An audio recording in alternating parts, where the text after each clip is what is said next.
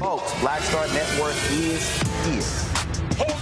punches. I'm real revolutionary right now. Support this man, Black media. He makes sure that our stories are told. Thank you for being the voice of Black America, Roland. Stay black. I love y'all. All momentum we have now, we have to keep this going. The video looks phenomenal. See, there's a difference between Black Star Network and Black-owned media and something like CNN. You can't be Black-owned media and be scared. It's time to be smart. Bring your eyeballs home. You dig?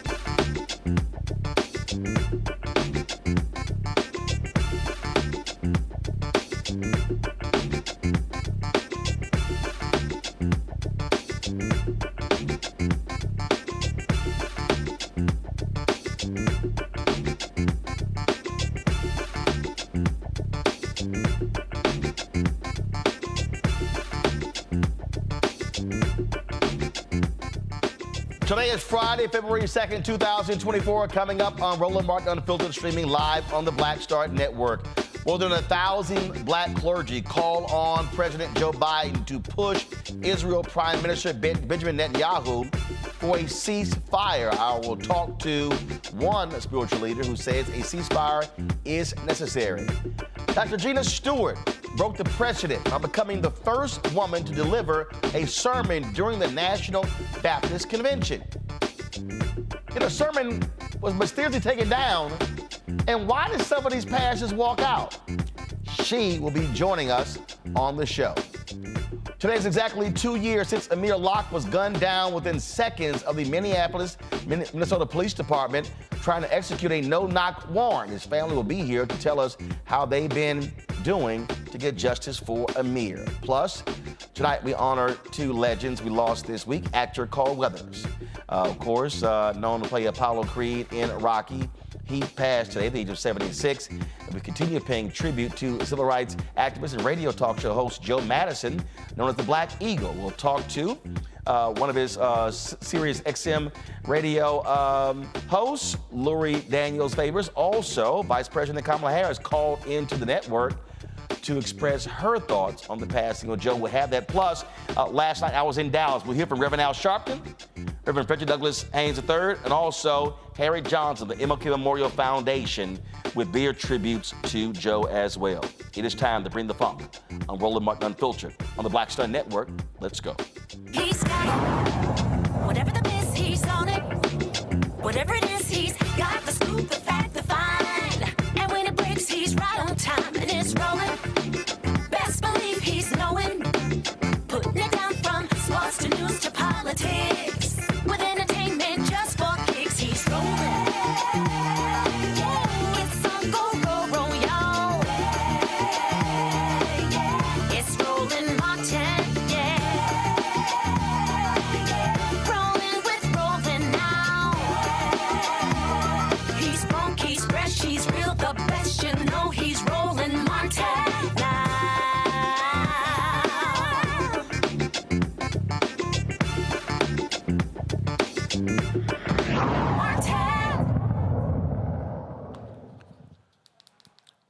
Folks, we are entering the fourth month of the Israel-Hamas war. It launched on October 7th with more than 1,400 Israelis were killed in a surprise attack by Hamas. According to the United Nations Office for the Coordination of Humanitarian Affairs, the death toll is closing towards 28,000, nearly 70,000 injured, and 1.7 million people have been displaced since the conflict began. A coalition of more than 1,000 black pastors and faith leaders are pressuring the Biden administration to push for a ceasefire.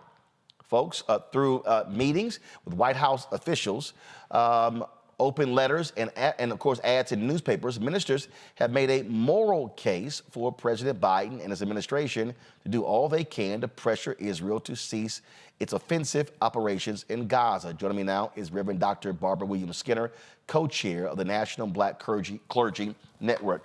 Dr. Skinner, glad to have you here. So, how has this been building? Obviously, you don't pull together 1,000 just by happenstance. And so, has this been the case since this war started, or did it pick up steam the last 2 months? First of all, we do want to give God the glory for the life of Joe Madison and his amazing legacy. Roland, the minute we got the news about October 7th, we started meeting because we value all life. And if lives are at value, Israeli lives are valuable, and so are Palestinian lives. So we met with the White House on the 27th of October and expressed our concern to them. Nothing moved.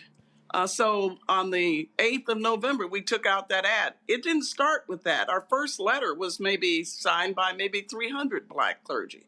But then by the time we got ready to do the New York Times ad that came out on November 8th, we had over 1,000 Black clergy incensed that there was so little value to Palestinian lives. They're not anti-Semitic. They are pro advocacy for the oppressed. And they identify the way we identified years ago with South Africans and apartheid. Many young people especially, but Black clergy of all ages are identifying with Palestinians. The sense that they have is, remember, there were 7,000 lives lost at the time we did the ad, and 3,000 were children. Today, as you said, 28,000.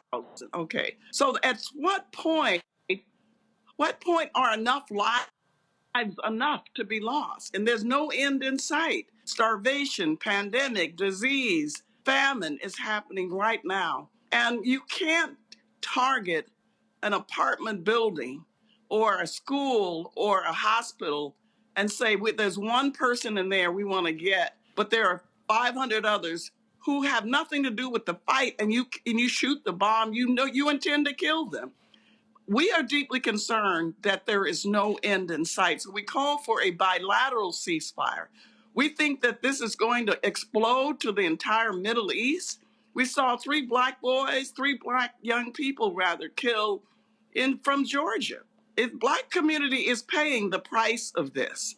So it is time for us. I pray that many more would call out to the president and say, this is going to affect the election. It is going to affect the Black vote, and you need to stand up, particularly since we are paying as taxpayers for this war. You've had the administration say they do not believe a ceasefire is necessary at this particular time. There are others who say that Israel has the absolute right to defend itself from these attacks from Hamas. Your response? Israel has a right to defend itself. But what we're hearing from backdoor from the foreign affairs people is that they're using unsmart bombs that are scattering like a shotgun. That's number one. Number two, Israel is no more secure today than they were when they started this bombing. So there's got to be more diplomacy and other ways of getting at this problem. So what happens? What's the end game for Netanyahu, who seems to be working just to stay in office? So are we going to let Netanyahu, as taxpayers and citizens, tell us how long we're going to pay for a war that's only, it seems to be in part to keep him in office? Or are we going to say there's some conditions to this? We know that members of the Senate and Raphael Warnock and Senator Van Hollen and others have an amendment they just put in, Roland, for some conditions to be put on that $14 billion. We know also that there's a discussion right now in the White House about a 60-day ceasefire. That very term is being used, ceasefire for hostage release.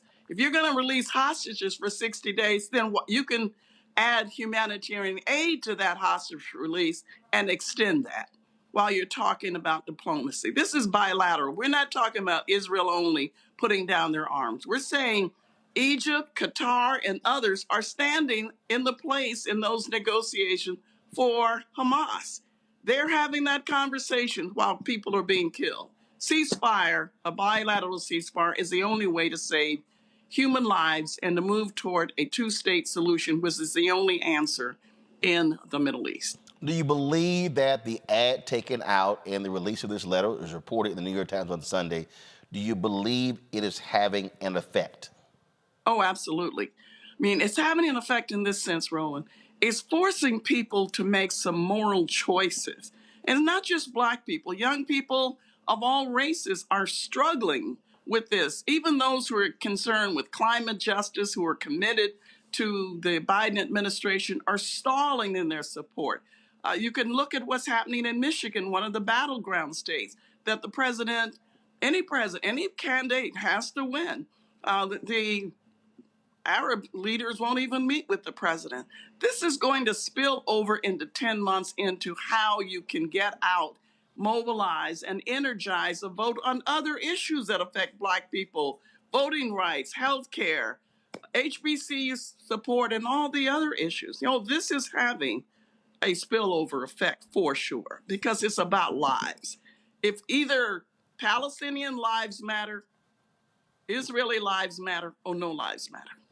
Have you heard since this other Black clergy saying we now want to be added to this? So has your list grown? Our list has grown because people understand that this is about moral order. You can't, as a Christian, say all people are created in the image of God and they should be respected and valued and have dignified lives, and not be committed to not having 28,000 people killed, most of them women and children, and then say nothing about it. We cannot be silent. So I'm happy, and the other leaders like Bishop Vashti McKenzie and Mike McBride and Otis III and others are committed to extending this to anyone who wants to sign on that petition. We're looking for a meeting with the White House right now. We want to go back to the White House with that same demand for a ceasefire. We supported this president. We made it possible for him to be in the White House. We have a right to be heard on this. Questions from my panel. I'll start with Michael Imhotep, host of the African History Network show out of Detroit. Michael, go ahead. Hello, sister. How you doing today? Go ahead. Michael, go ahead. All right. I read the article from the New York Times on this and the one from Blavity. So a lot of what you say I agree with. My question is, give us some more insight into what a ceasefire would look like. The reason why I say that is because Israel is saying they'll stop firing when Hamas returns the hostages. And I know negotiations have been taking place, the rest of the hostages. Hamas doesn't want to return the rest of the hostages, et cetera. So give us an example of what a ceasefire would look like. So there is right now my resolution that is being talked about at the White House. Yeah. That involves the agents for Hamas in Qatar and Egypt, and maybe Saudi Arabia, but at least Qatar and Egypt, for a 60-day and maybe longer. And they're using the word ceasefire. So if you can cease fire, which means both sides put down their weapons, some restoration of humanity in the Gaza hospitals. Right now, there's one toilet for 2,000 people. I mean, this is people are starving to death. So there's got to be some restoration of human life and living in the Gaza. Then you can talk about it for longer than 60 days. My point is, if you can figure it out for 60 days and what you do to put down the arms, then you're negotiating during that time, you can extend that. Okay. All right. Thank you. Kelly Bethea, communication strategist out of D.C. Kelly, go ahead. Thank you. My question is a little bit more political. I understand the humanitarian aspect of this ordeal, and you're absolutely right. A ceasefire does need to happen purely for the humanitarian aspect of it. But the fact of the matter is, we are in a political year, and as it stands right now, the only two viable options that have been presented to us are Donald Trump or Joe Biden. So how are we to, especially as Black Christians, how are you recommending how to reconcile this issue? Being that I know a lot of people who are really truly morally conflicted regarding this issue and voting for President Biden. So how do we reconcile the, I don't want to say non-response, but not responsive enough administration on this issue with the fact that we really are in a black and white matter as far as the election is concerned for 2024? I appreciate your question. I think, yes, we are conflicted. Many of us are. But let's look at it another way. And I think Charles Blow in the New York Times has a great framework on this, and that he posted on Instagram. He said, I don't have to know this guy or like this person who you're asking me to vote for, but I know the one who wants to take down HBCUs and voting rights and the civil rights, all of the infrastructure of civil rights beyond affirmative action, DEI programs, everything that has to do with Black progress. So maybe we have to talk about the person we work against for our interests. Even while we're fighting with the White House to move on this other issue, not voting is suicidal. Okay, if we could agree on that, because you're basically saying you've given up, you have no hope, and you're letting someone else decide your future. But we can say that let's put it this way. Most of the issues, if you listen to Black pollster Terrence Woodbury, most of the issues that Black people ask President Biden to do, HBCU support, higher than ever, student loans, other issues, he has done.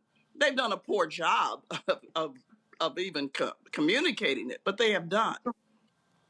But so you have to ask yourself, what should we be fighting for to save our own lives?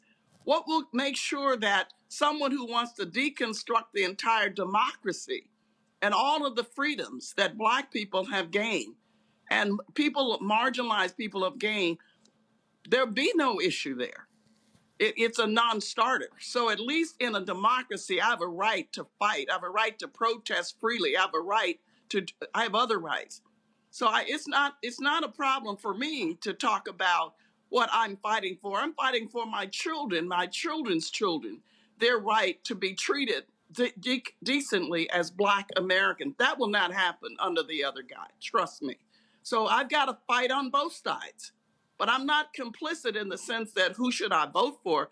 I'm torn because I'm upset with someone who said that he came into office fighting for the moral, what did he call it? The soul of America.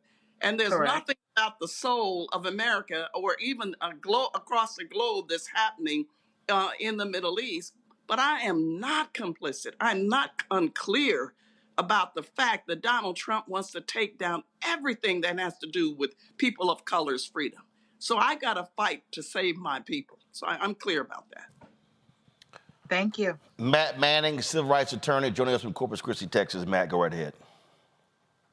Well, I'm actually down on the border today, so if you can't hear me well, it's because my service isn't great. But we got Dr. you. William Skinner, my question for you is, what are you hearing from your parishioners about their opinions and beliefs as it relates to the ceasefire, and what do you extrapolate from that, kind of to Kelly's question, in terms of what you expect their voting behavior to be in this election cycle coming up? I think we have to be honest, I think we have an uphill battle, not just with younger African Americans, but with African Americans, period. Christians, I can speak for, not other races or faiths, who are struggling with, we are oppressed people, The Palestinians are oppressed. We identify with them. The longer this goes on, the harder it's going to be to make a moral argument for the current president, the longer this goes on. That's a fact. And 10 months is a very short time to mobilize our people. And many of us have started already. And so we're starting with the messaging. But what we're hearing is people are torn about this war, even as they are clear about what the alternatives will do to tear down every point of freedom that Black people have ever gained in this country. All right. Dr. Barbara Williams-Skinner, we appreciate it. Thank you so very much. You are welcome. God bless you. Folks, got to go to a break. We come back, more on Roland Martin Unfiltered, including we'll be talking about the Amir Locke story also. And Dr. Gina Stewart, okay, female pastor, preaches at the National Baptist Convention. All of a sudden, her sermon, out of all the sermons on their Facebook page, comes up missing. They say, oh, it got hacked. Really, y'all? She'll join us. It's time. Folks, we'll be right back on Roland Martin Unfiltered right here on the Black Star Network.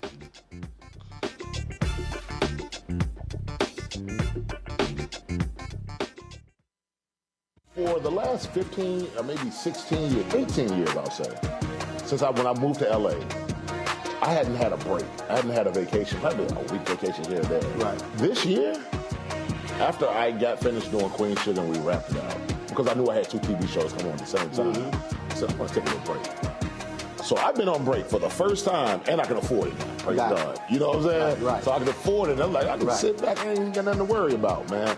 But this was the first time in almost in 2 decades that I've actually had time to sit back and smell the roses.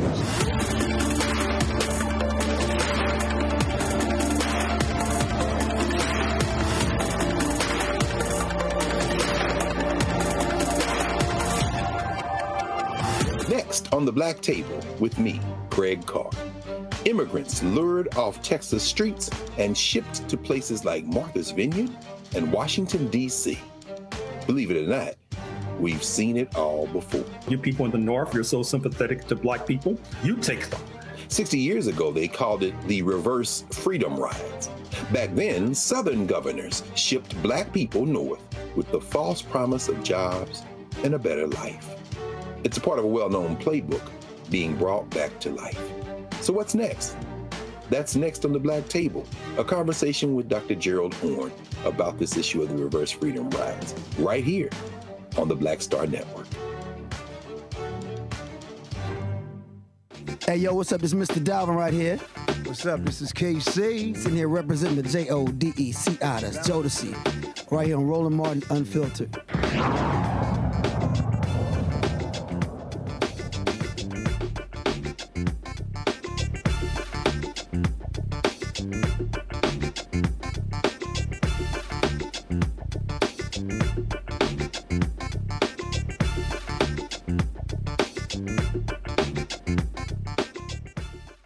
All right, folks, welcome back to the show. So do you believe, Matt, do you believe that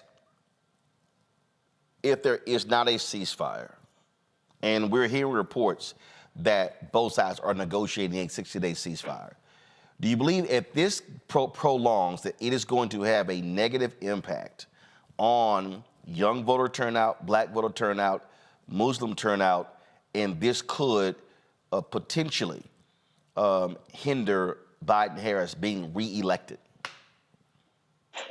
I don't know if I would go as far as to say I think it'll culminate in affecting their reelection chances, because I just don't have the data for that. But I absolutely think it's going to have an effect. And I'll tell you that in some of the events I'm seeing in my area, things that are not in any way related to the ceasefire or the war going on there in Gaza, people are finding a way to try to even get our local city government to be held accountable for larger government response. So I think especially with young people, they're particularly energized and particularly plugged into this topic and have strong feelings about it, obviously. So I think the risk that the Biden administration has is if their response continues to be unsatisfactory in the eyes of many young people, young Black people, Muslims as well, then I think you're going to be in a situation where you may have people say, I'm not voting for them at all.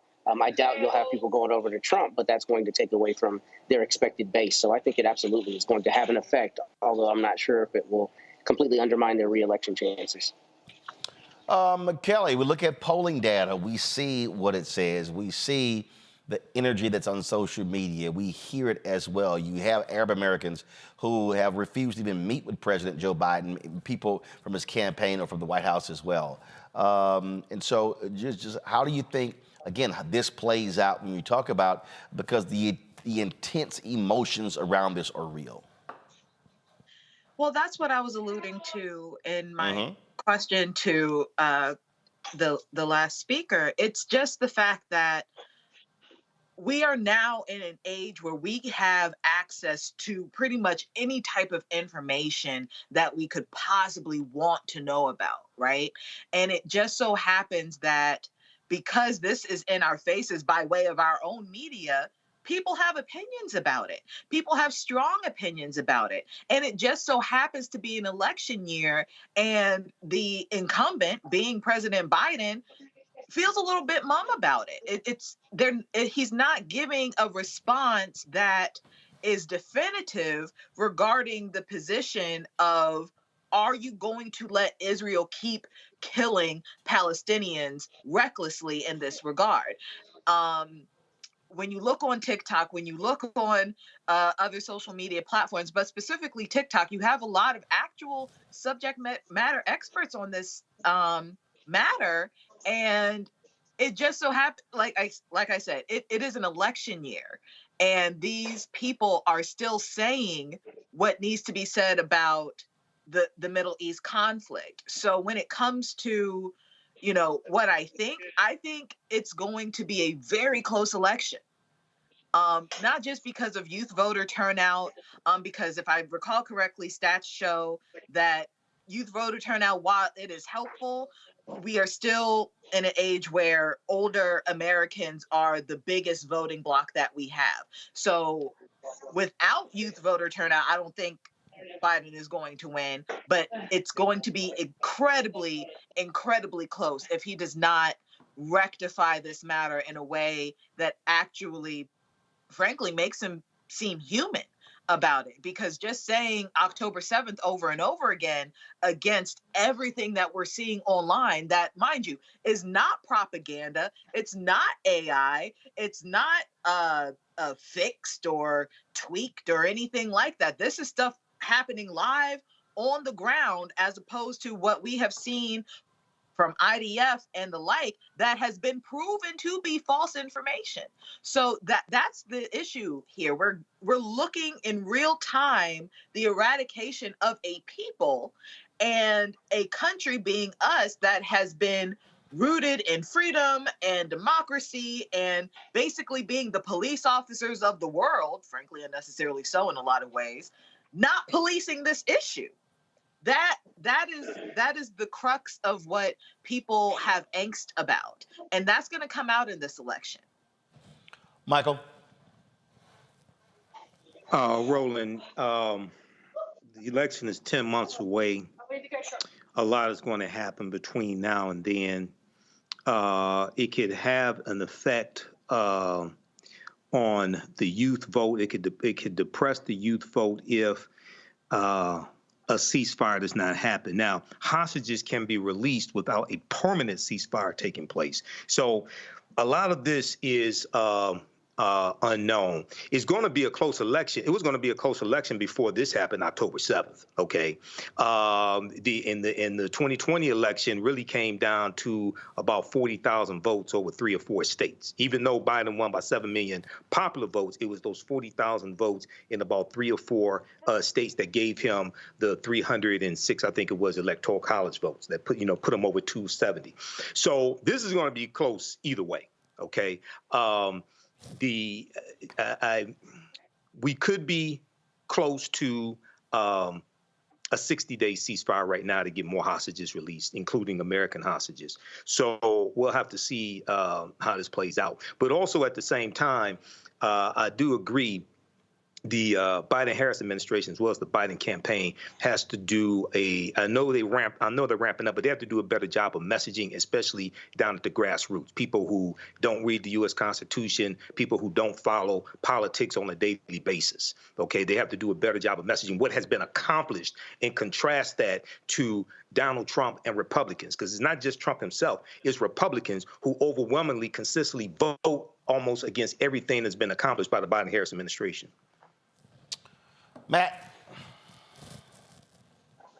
I mean, I think Michael's right, and I think that's a sentiment we've echoed several times on this show, that they've got to be better about their messaging. But I also think that, they're kind of in a fraught place in this situation, because there's a contingent of people who feel like they don't need to be as intimately involved as they are in terms of getting involved in brokering a ceasefire or otherwise calling for one.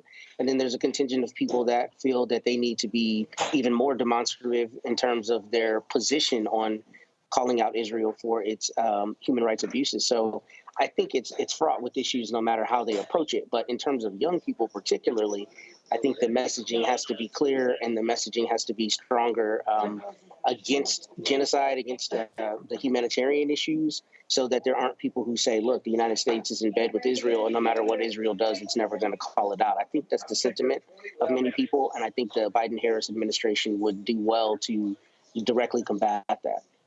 All right, folks. Hold tight 1 second. Her sermon at the National Baptist Convention, man, had a lot of folks talking on social media, but it was the actions afterward that caused folks to say, what's going on? Reverend Gina Stewart preached there, and all of a sudden the sermon just disappeared from their Facebook page. They say it was hacked, but nobody else's sermon was disappeared. What does that say about the National Baptist Convention? She will join us next, right here on Roland Martin Unfiltered on the Black Star Network. Don't forget to support us in what we do. Your dollars are critically important for the work that we do. We are doing the work out here, covering the stories that matter to you. And so please support us. Send your check and money order to P.O. Box 57196, Washington, D.C., 20037-0196. Cash App, $RM Unfiltered. PayPal, R Martin Unfiltered. Venmo is RM Unfiltered. Zelle, Roland at RolandSMartin.com. Roland at RolandMartinUnfiltered.com. We'll be right back.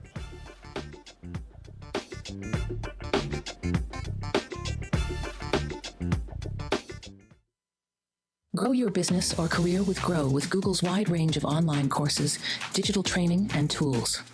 Gain in-demand job skills with flexible online training programs designed to put you on the fast track to jobs in high-growth fields.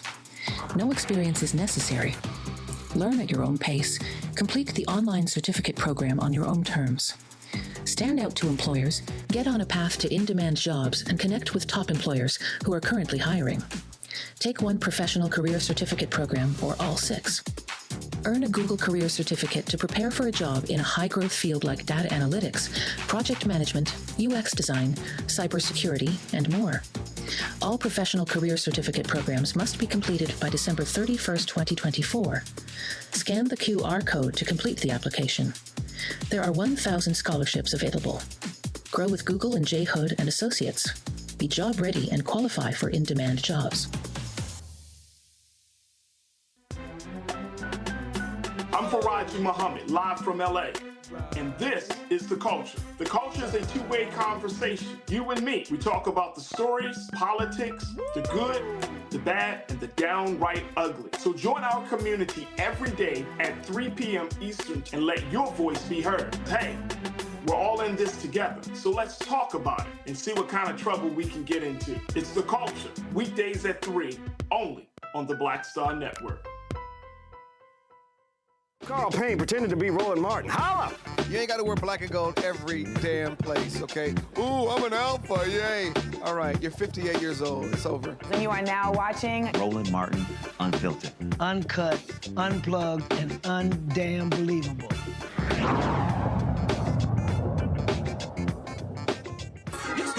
Spirituality as a if you're prejudiced, just say you're prejudiced. If you're a sexist, say you're a sexist. If you're a racist, say you're a racist. If you're homophobic, say you're homophobic. Stop using your spirituality.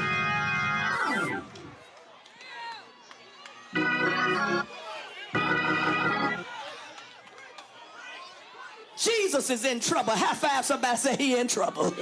Look on the other side and say, that's why I'm in trouble too. He's in trouble because he won't conform to their expectations. He refuses to conform to their agenda. He shifts the power paradigm. He rejected oppressive structures. He advocated for a kingdom where the first shall be last and the last shall be first. They send Jesus to Pilate to do what they don't have the backbone, Roger, to do on their own. Touch your neighbor and say, if you want to do dirt, you might as well have some backbone. Touch your neighbor and say, come on out the closet. Come on, come on, come on, come on, come on. Stop looking for the Sanhedrin to do your dirty work. Stop looking for some religious leader. Stop giving it to a lackey and an armor bearer. If you want to do your dirty, come on out the closet.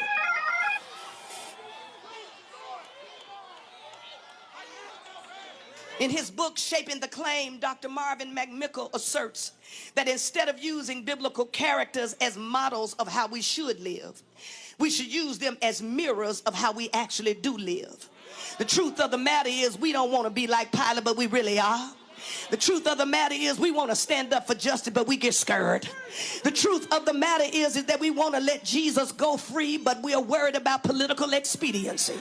We're worried about being put out. We're worried about being talked about. We're worried about being ostracized. Pilate reminds us that ergument day, we are called to answer the question, what will you do with Jesus? Because there are lots of folk who claim to follow Jesus, but their ideals and their ideology and their practices and their conduct and behavior are antithetical to the Jesus who was tried before Pilate. The Jesus who stood before Pilate spoke truth to power. The Jesus who stood before Pilate confronted religious leaders and Roman leaders. The Jesus who stood before Pilate was not silent in the face of oppression. You stop using spirituality as if you're prejudiced, just say. All right, folks. Dr. Gina Stewart, the lead pastor at Christ Missionary Baptist Church out of Memphis, became the first woman to preach at the National Baptist Convention Joint Board Session last month. Folks were commenting on social media. A lot of people said they were pleased to see that. They were posting clips. Then all of a sudden, for some reason, the recording of her sermon, it was streamed, mysteriously disappeared from the National Baptist Convention's Facebook page.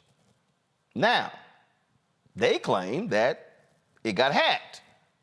But the problem is nobody else's sermon was deleted.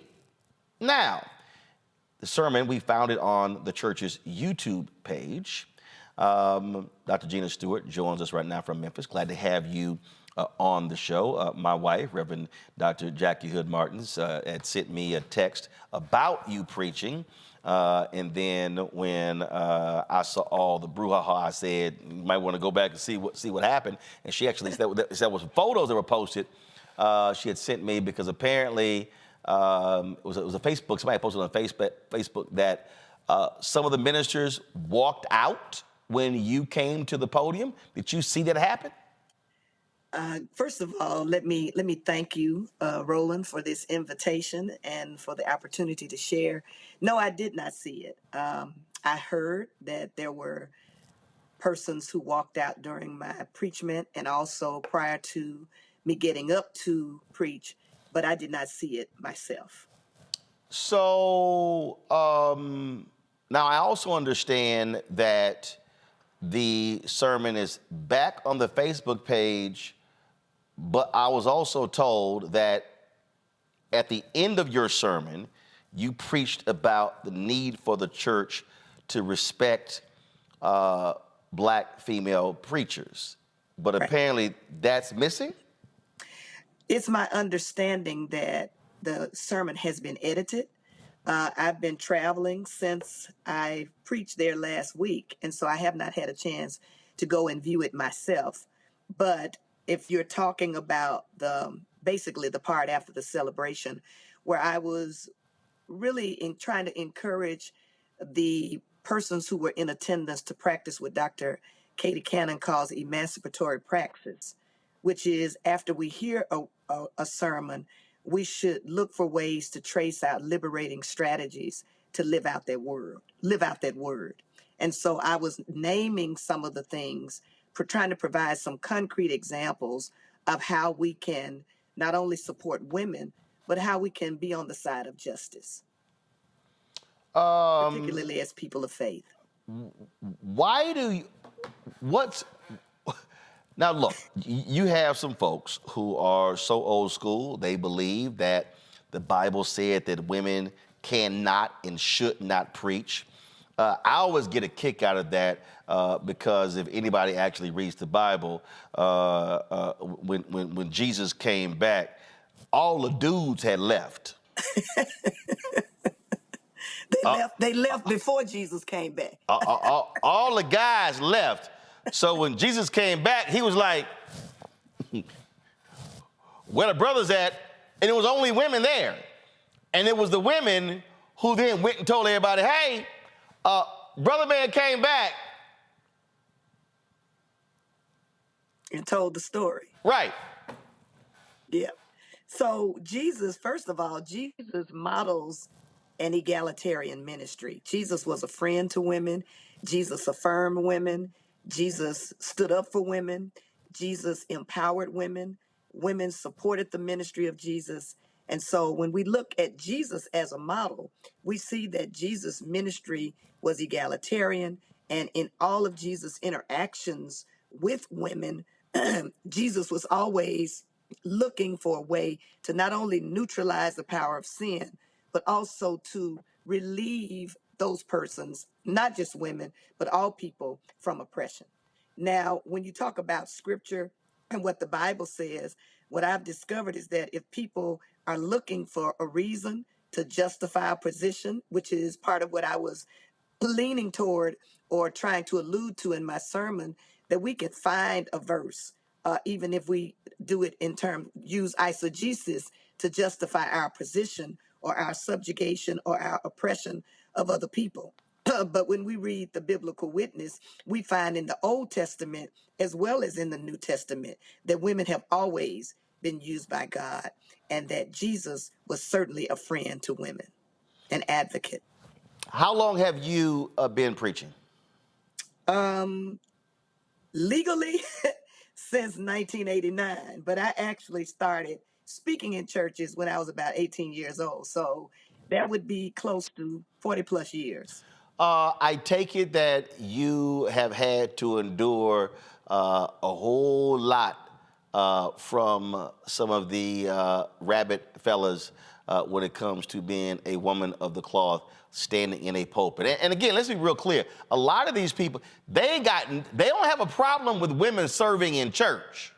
Right. So they ain't got a problem with women counting the money, being the usher in the choir. So all these other, but oh no, you can't stay in the pulpit. So I'm sure you've got some quite interesting stories. Oh yeah, yeah. Myself, along with, you could talk to any woman in ministry and you would find that all of us have interesting stories because, and of course in my tradition, which is Baptists have historically been, if you will, conservative as it relates to whether or not women can preach. There are even people that make the delineation that say, well, a woman can preach, but she can't pastor. And I've been pastoring close to 29 years, and you would not even begin to imagine some of the things that people have said to members of my church over the years, male and female. When I was initially called to pastor, people said people would tell my members that they would go to hell because the pastor was a woman. I've had people to join our church excited about being a part of the ministry, but because some authority figure in their life misinterprets scripture or misapplies scripture and makes them feel that they are out of the will of God, they have left the church because of that. So when you talk about the stories that could be told, yes, I have stories, but there are hundreds of other women who are basically trying to fulfill the call of God on their lives that have encountered resistance, subjugation, marginalization, invisibility, and what we saw, an example of what we saw with what happened to my sermon, and although I don't really know what happened, but when it was deleted, it was a form of erasing a woman's voice. As my homiletics professor, Dr. Courtney Buggs, and I were talking yesterday, this is erasure, because if it's not there, it does not exist. And so, yes, to answer your question, yeah, we have plenty of stories to tell. We don't even have enough time to talk about the stories and the incidents that we've experienced. I mean, I've been invited to do words of comfort, and this has happened as a pastor. I've been invited, and it has happened a while ago, but I've been invited to do words of comfort as a pastor for members of my church who invited me to come and have words of comfort. And there have been pastors, not many, but a few, who have called me in advance and said, I haven't taught my people yet about women in ministry. So I just want to ask you, when you come, if you sit in the audience and not come to the pulpit. That happened to me as a pastor. I remember. When I joined the Church Without Walls, we were visiting another church, and we were leaving church, and Jackie says, I got to stop by my place. I got to change clothes. I was like, what you got to change clothes for? This church doesn't allow pants. And I was like, I guess we ain't going to visit that church.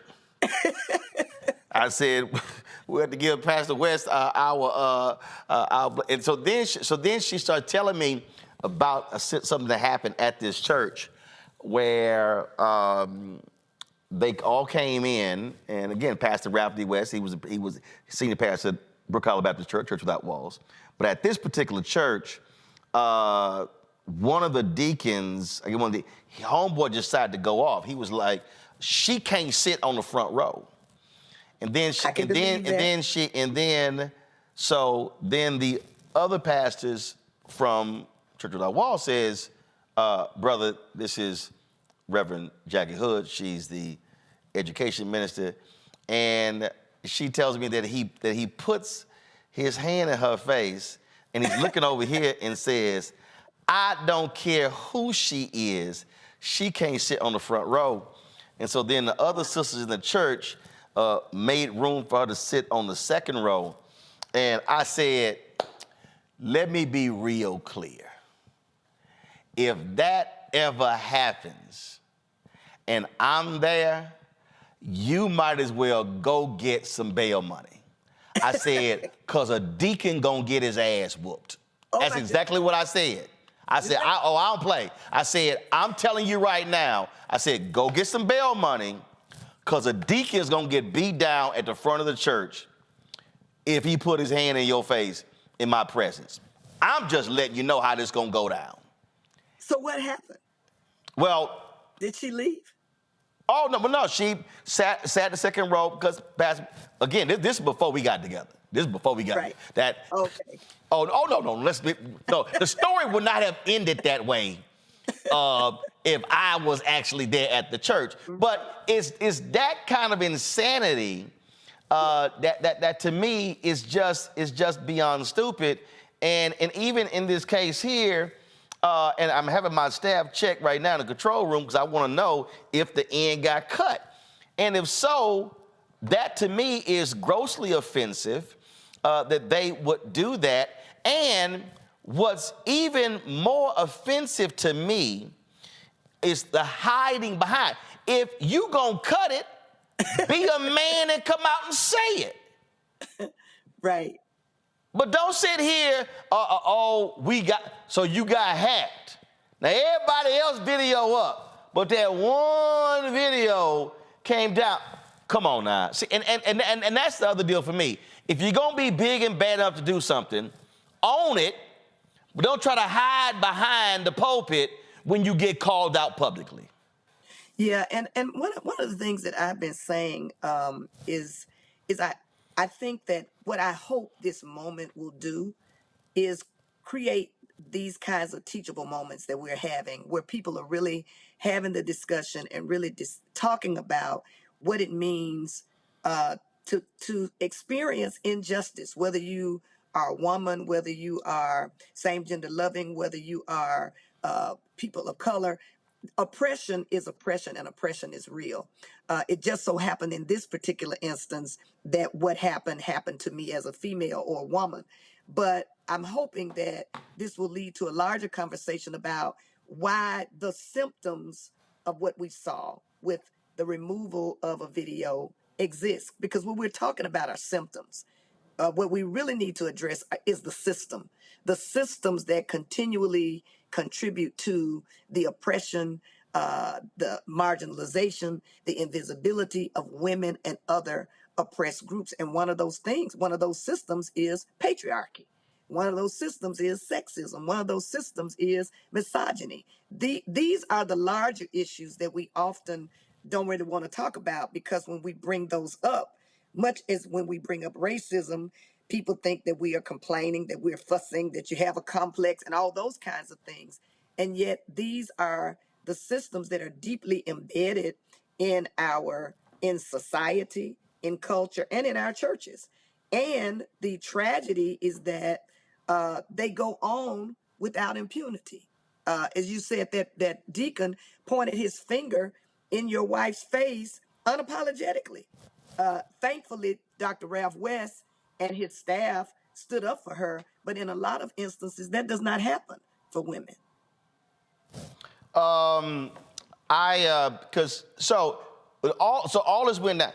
Have you heard from Dr. Jerry Young, the president of the? And so, what did he say to you? He apologized, and he informed me that he would never do something like that. That the same thing he said publicly in the convention is what he said to me, that they believed that it was hacked. And he said that he had friends with the FBI that he had considered contacting, but someone advised him that he didn't need to contact the FBI. I'm sorry. Hold up. See, right. See, hold up. Right, go ahead. He would, and someone advised him to contact the FBI. I mean, to contact Facebook. And what I said to Dr. Young is similar to what I'm still advocating. And that is, I said to him, I appreciated his phone call and I thanked him for his apology. But and he was saying, I would never do that. And I said, but you must realize that because of the appearance of what occurred, perception is reality. And that it did not appear to be a coincidence, but it appeared to be a targeted incident where the only female who preached my sermon was removed.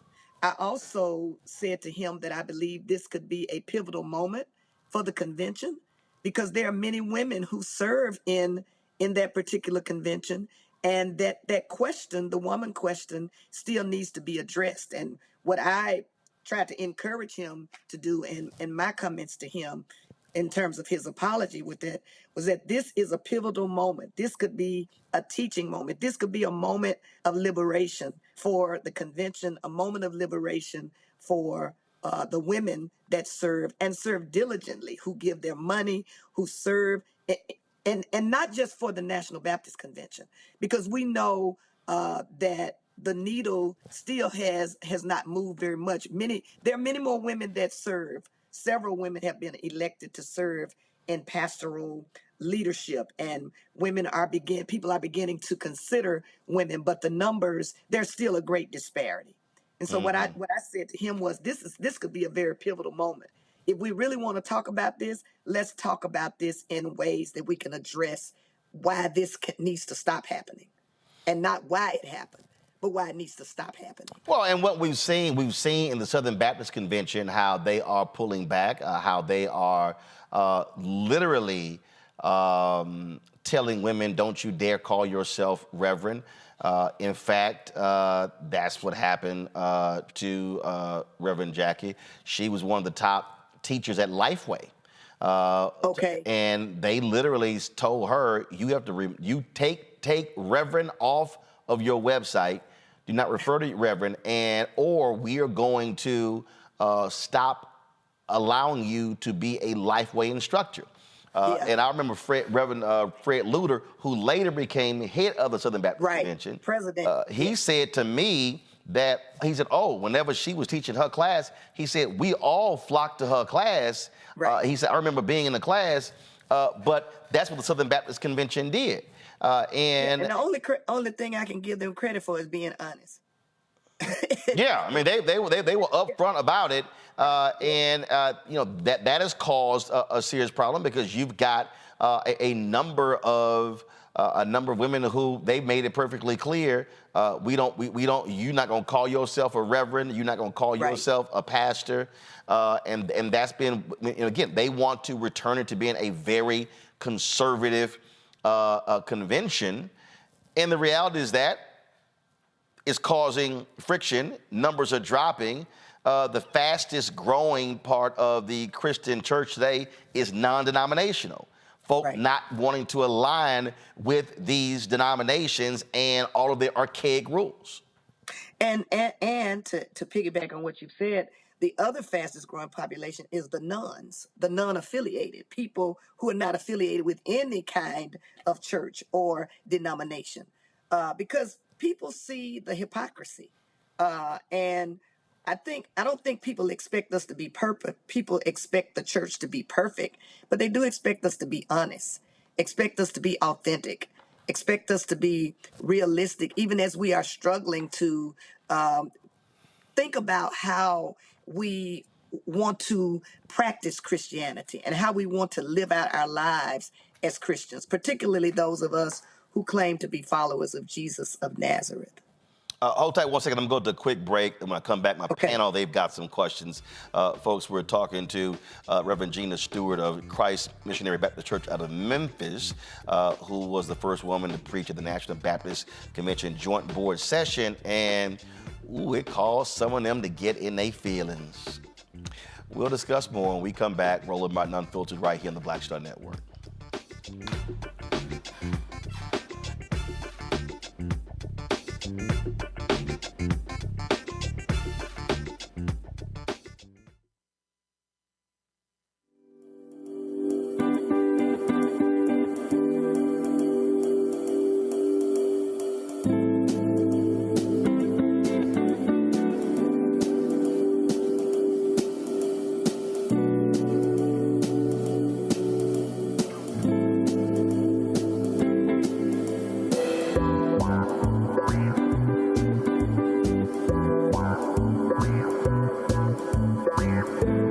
On the next Get Wealthy with me, Deborah Owens, America's Wealth Coach, the wealth gap has literally not changed in over 50 years, according to the Federal Reserve. On the next Get Wealthy, I'm excited to chat with Jim Castleberry, CEO of Known Holdings. They have created a platform, an ecosystem to bring resources to Blacks and people of color so they can scale their business. Even though we've had several examples of African Americans and other people of color being able to be successful, we still aren't seeing the mass level of us being lifted up. That's right here on Get Wealthy, only on Black Star Network. This is Reggie Rock Byford. You're watching Roland Martin, unfiltered, uncut, unplugged, and undamn believable. You hear me?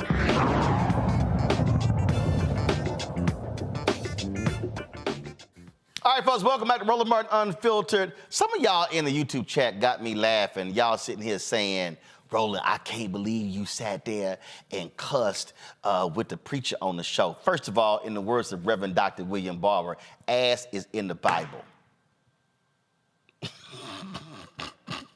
Y'all know I ain't got no sense, so look, I ain't the one with papers. Look, Matt, like, I know he ain't just do that. I did. But I know Homer would have got beat down, just letting y'all know right now. Put your hand in my, it would have been on in that church. It would have been some Holy Ghost dancing going on. I've been tap dancing on his head. All right, y'all, let's go with our questions. Let's see here. Who shall go first? Let me see who'd likely go to church. Probably not Michael. We know Matt a heathen. So Kelly, you first.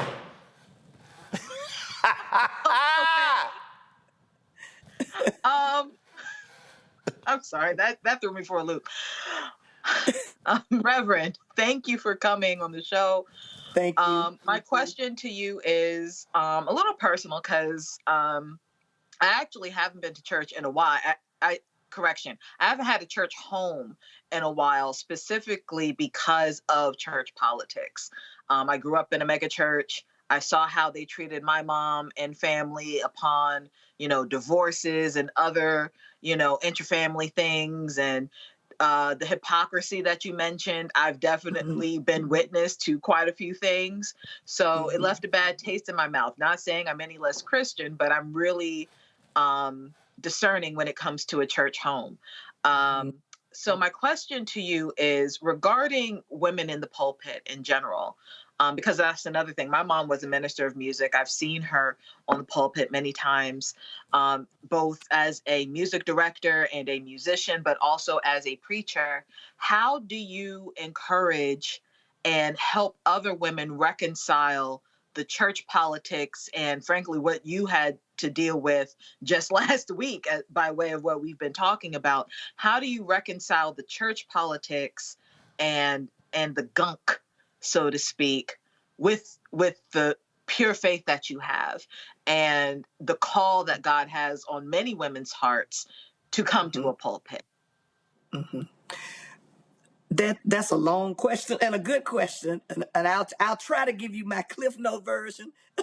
Yeah. Praise the Lord. Yes, the Cliff Note version. My Cliff Note Kelly version. with the 8-part question. Yeah, I think first of all, you do have to recognize, number one, and I'll kind of share out of my own experience. When I was making the decision to go into ministry, I was aware of some of the resistance that I would encounter, not necessarily from my pastor, because he was very affirming of women, but because I knew that our denomination was conservative toward women, and I knew that there were people who would not necessarily embrace my calling. But what I had to do was spend some time, a season of discernment, spend some time in a season of prayer to get this green light, if you will, from God. And of course, after even talking with one of my mentors, one of the things she told me was, no one can clarify your calling. No one can validate your calling. That's something that God has to do. But she did tell me, act on what you have been told to do. And what I decided to do was act on that, yes. And I accepted my call to ministry at the age of 29, and here I am at the age of 63. And while there have been challenges, I'm glad that I said yes. As it relates to the politics, I think we have to realize that churches are spiritual organisms, but they're also made up of human people.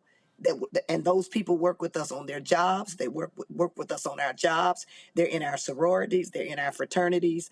And we have to recognize that people are not where it does not yet appear what we shall be, but we are all on a trajectory of growth. And people mature at varying stages and at varying places. I don't know that you can get around politics, because wherever you have a group of people, politics is going to in some way, shape that organization. I think that what we have to be as leaders, and what I've tried to be as a leader, is a leader of integrity, a leader of transparency, a leader who tries to be objective in my dealings with people and be fair to everybody, and try to make sure that our systems are integrous and that there's accountability and that we're answerable to someone, including the pastor is answerable to someone, so that we do not create those kinds of experiences that cause people to say, well, you know what? When I was growing up, they used to say, baby, just stay out the office. If you stay out of the office, and what they were really referring to, if you can stay away from the politics of church, that you will be fine. But you really cannot be involved without experiencing some of that. And so I think one of the things we have to do is realize that we're dealing with human beings who have shortcomings, not to make excuses, but we also have to realize that people. Yeah, just fact. I mean, I don't care. I mean, look, listen, the church, the club, the Fortune 500 company. I mean, you can sit here and bring up any organization where regular, ordinary folk are there. You're gonna find drama. You're gonna find all of that. And trauma. I mean, drama, trauma. You're gonna have all of that sort of stuff. And for the Simple Simons out there, who are sitting here, that's the black church.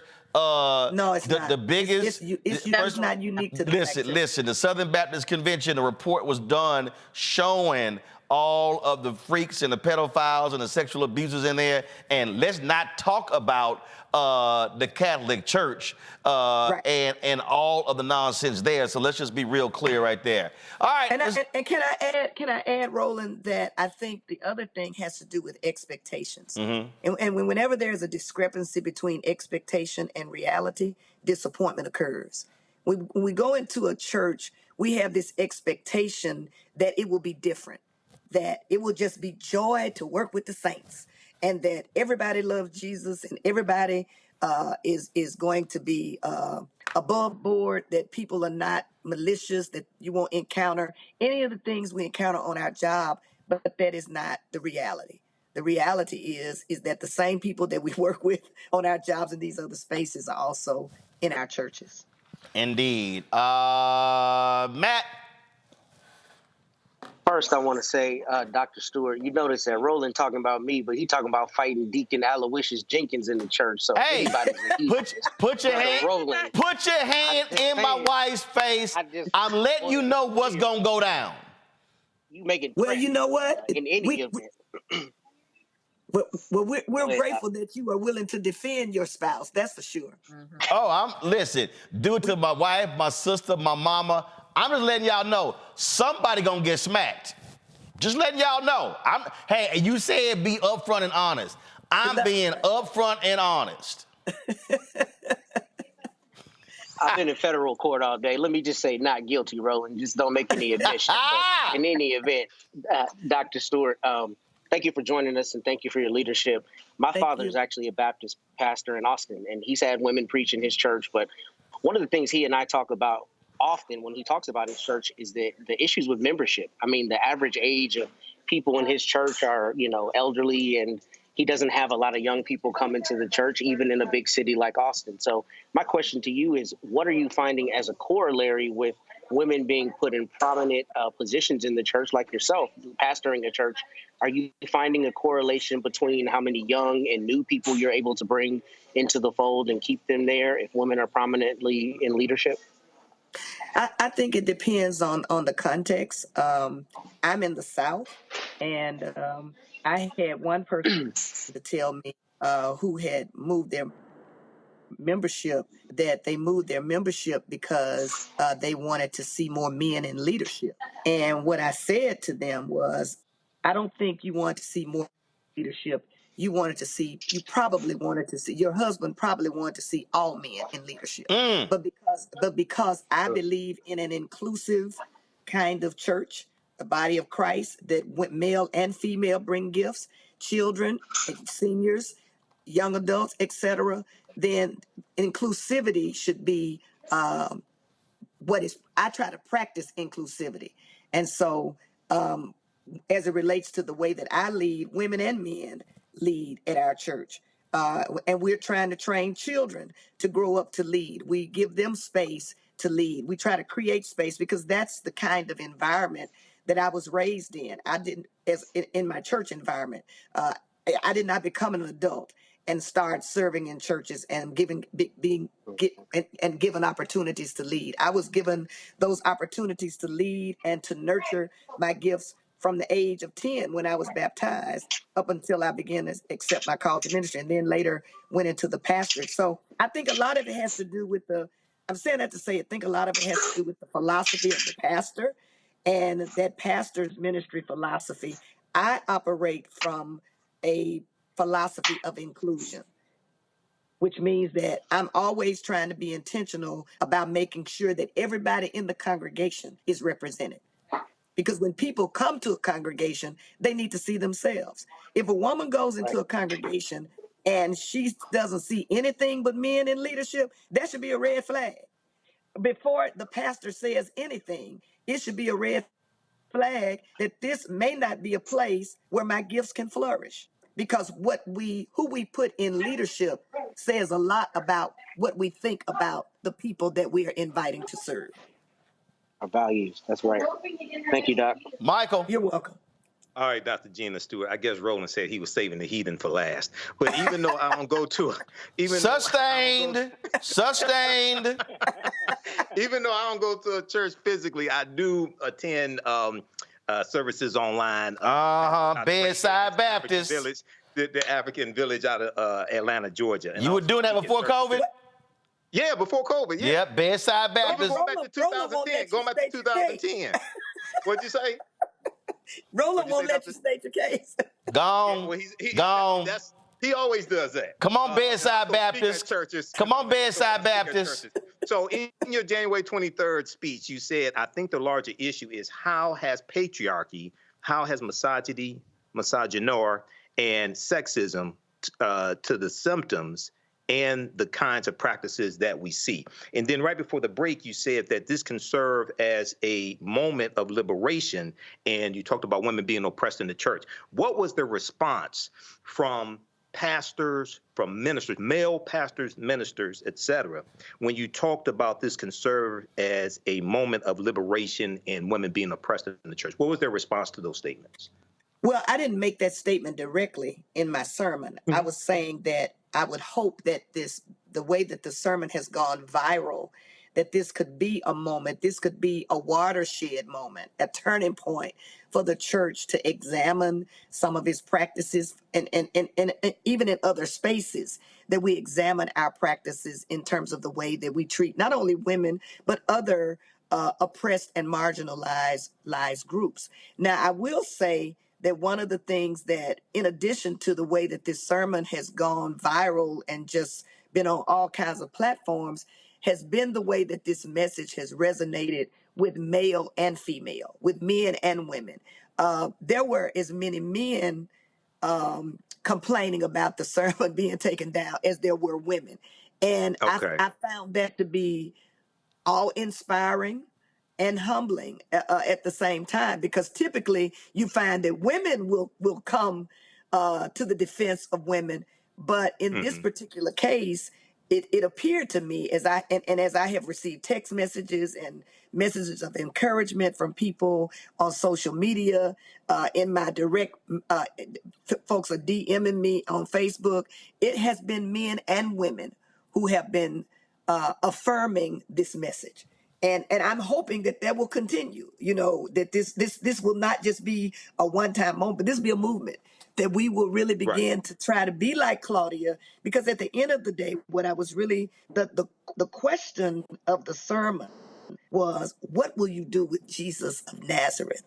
And the question pointed to the fact that the Jesus that we preach about was a Jesus who was on the side of the oppressed, a Jesus who spoke truth to power, a Jesus who did not tolerate corruption, a Jesus who challenged people, a Jesus who was a friend to women. What will we do with that Jesus? Well, there was a woman who spoke up for him.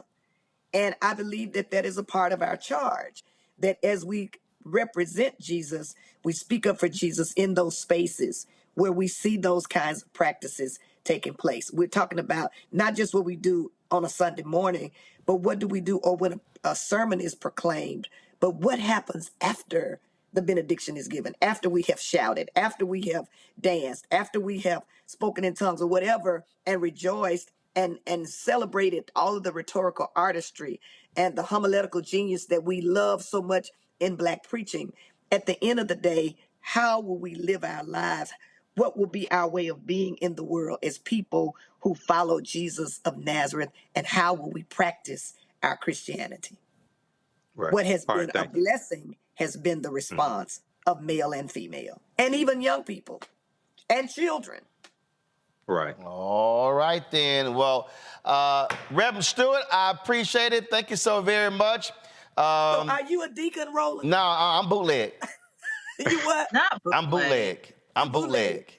I'm bootleg. Okay. I mean, I've bootlegging preaching or bootlegging deaconing? No, I'm bootlegging preaching. I've done a number of churches. In fact, probably like 7 straight years, I did Reverend Kenneth Whalem's Men's Month. And so Yeah, so I have, I've been his pulpit, Reverend Jenkins at First Baptist Glen Arden, churches in Chicago. So if I invite you to Memphis, you'll come. Oh, I'll come, but you got to invite my wife first. She got papers. Okay, I can do that. She got papers. Okay, she did all that seminary stuff. She got papers. I ain't got time for all that. You know, one of the things that's important to me is you talk about inviting women, and I know my time is up, but is your time not up. I own the show. Oh, okay. Is the stewardship of my ministry. And one of the things that's important to me is opening doors for other women. So, and that's another example. You know, a lot of times you'll see a flyer and you'll see one woman and you'll see 3 men. Mm-hmm. But on my flyer, you might see 3 women and 1 man. There you go. Because I believe that stewardship of this influence and this great gift that I've been given is not only a responsibility I have, but it's something that I am accountable to God for. So yeah, I would probably invite your wife first. That's fine. Right. I ain't got a problem with that. I'm good. I tell you what, you know, because see, normally when she get ready for a sermon, she go like into a cocoon and be sitting there she going to sit with the Lord. Be like books all around. And I'm like, man, what you doing? So I'm getting prepared for my sermon. I say, when's your sermon? She like, in 3 weeks. I'm like, 3 weeks?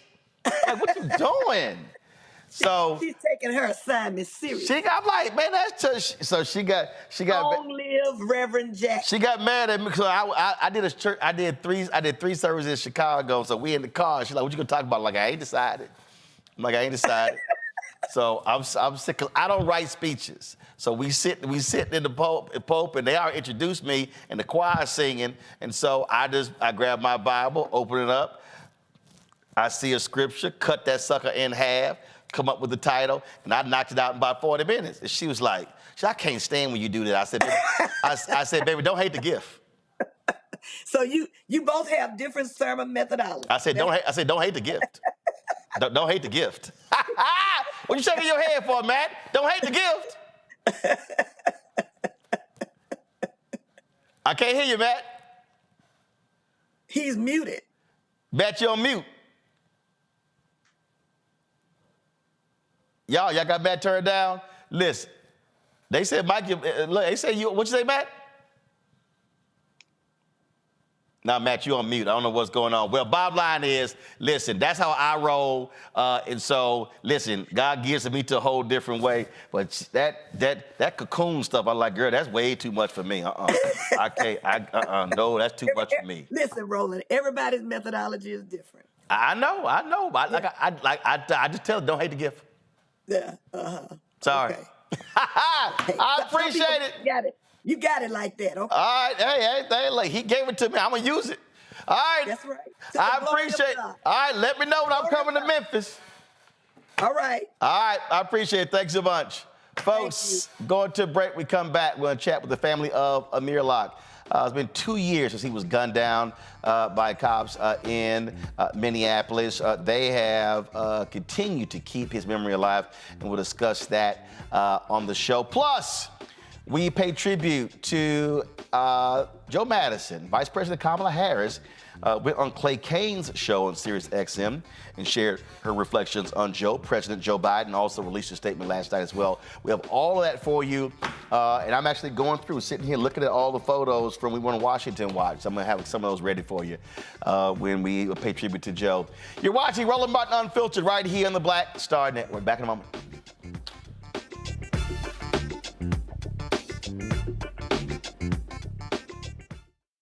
Next on The Frequency, we have an incredible conversation with my guest, Nadira Simmons, talking about her new book, First Thing First, Hip-Hop Ladies That Changed the Game. The founder of GumboNet tells us the stories behind the women in hip-hop, starting with the first woman that promoted the hip-hop party to Megan Thee Stallion. There's even a chapter on me. Thank you so much for including me in there. It's just so you had to be in there. That's next on The Frequency on the Black Star Network. Hatred on the streets, a horrific scene, a white nationalist rally that descended into deadly violence. White people are losing their damn minds. As an angry pro-Trump mob storms the U.S. Capitol, we've seen shooting. We're about to see the rise of what I call white minority resistance. We have seen white folks in this country who simply cannot tolerate black folks voting. I think what we're seeing is the inevitable result of violent denial. This is part of American history. Every time that people of color have made progress, whether real or symbolic, there has been what Carol Anderson at Emory University calls white rage as a backlash. This is the rise of the Proud Boys and the Boogaloo Boys. America, there's going to be more of this. Here's all the Proud Boys, guys. This country is getting increasingly racist in its behaviors and its attitudes because of the fear of white people. The fear that they're taking our jobs, they're taking our resources, they're taking our women. This is white fear.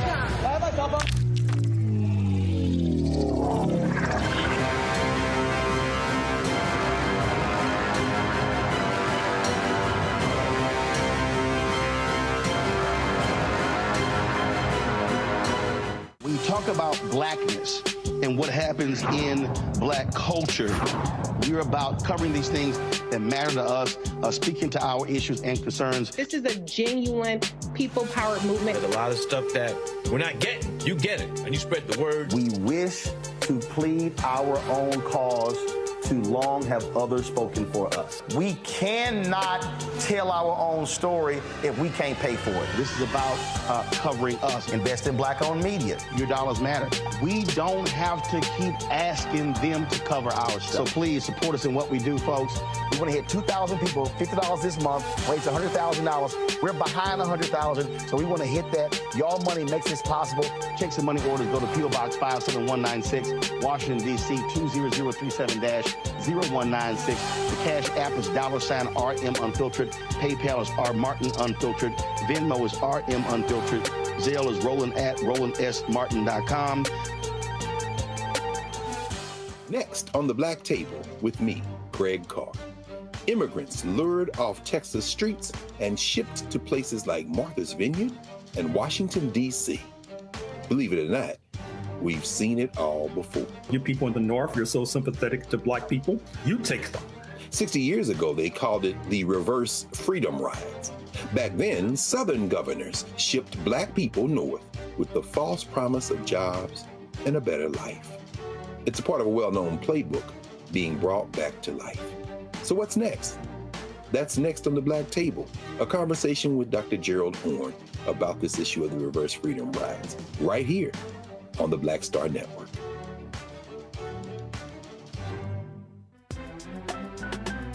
I'm Faraji Muhammad, live from LA.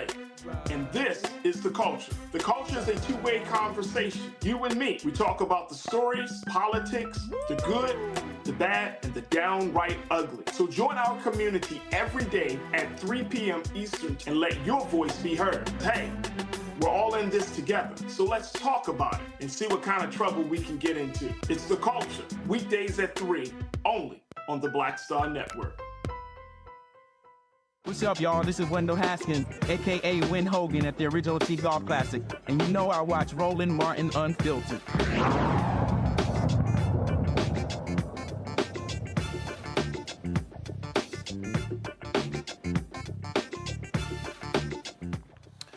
Two years ago today, the Minneapolis, Minnesota Police Department was executing a no-knock search warrant in a homicide investigation when SWAT officer Mark Hanneman opened fire on a startled Amir Locke within seconds of opening the door, fatally killing the 22-year-old. Since Amir's murder, his family has been making sure his death was not in vain, especially since Hanneman was not charged with Amir's killing. Amir's aunt and uncle, Andrew and Linda Tyler, produced the documentary No Knock, No Charge, the Amir Locke story. Here's an excerpt. We don't want to continue to hear about being a police officer. It's a difficult job. You have to make split decisions. You fear for your life. You're not drafted into the police department. You chose that profession. And if you think being a police officer is a difficult profession, try to be a black man. And we have to have a justice system that's held accountable. So I think when it comes to these no-knock warrants, it's one of the reasons why we advocated a package of reforms in conjunction with public safety measures. They gotta have something to lose when they have us losing so much. The thing that irks me the most is that these policies have been able to be carried out for so long. This is what I would call the anatomy of a cover-up.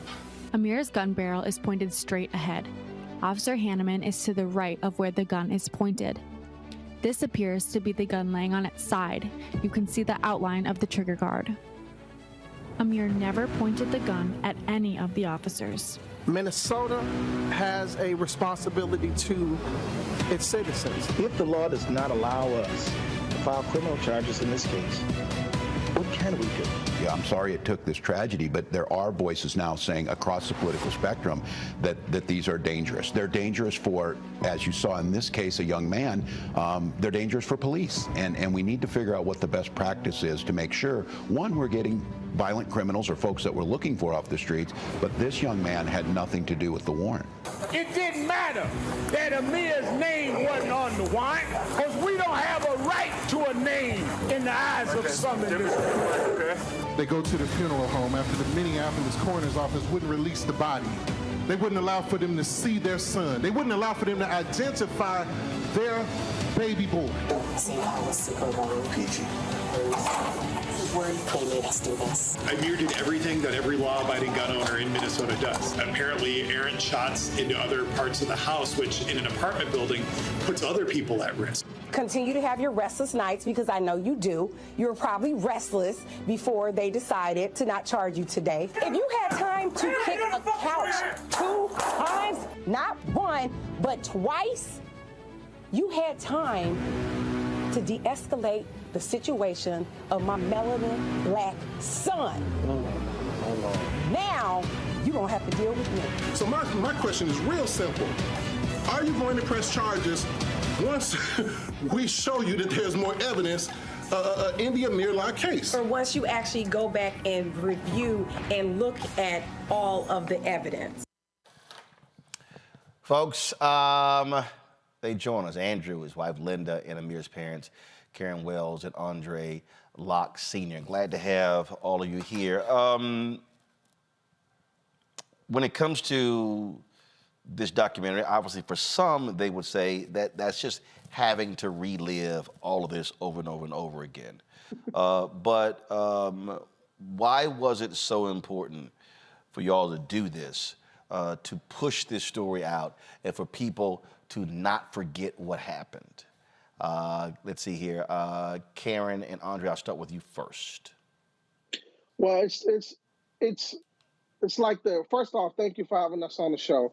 I thank God for this opportunity that we're able to be on your platform, that we can talk about Amir, saying that we lost him 2 years ago. For Karen and myself and for our family, it was very important, almost like the Emmett Till, the Mobley Till situation, where she was able to show the world what happened to Emmett Till.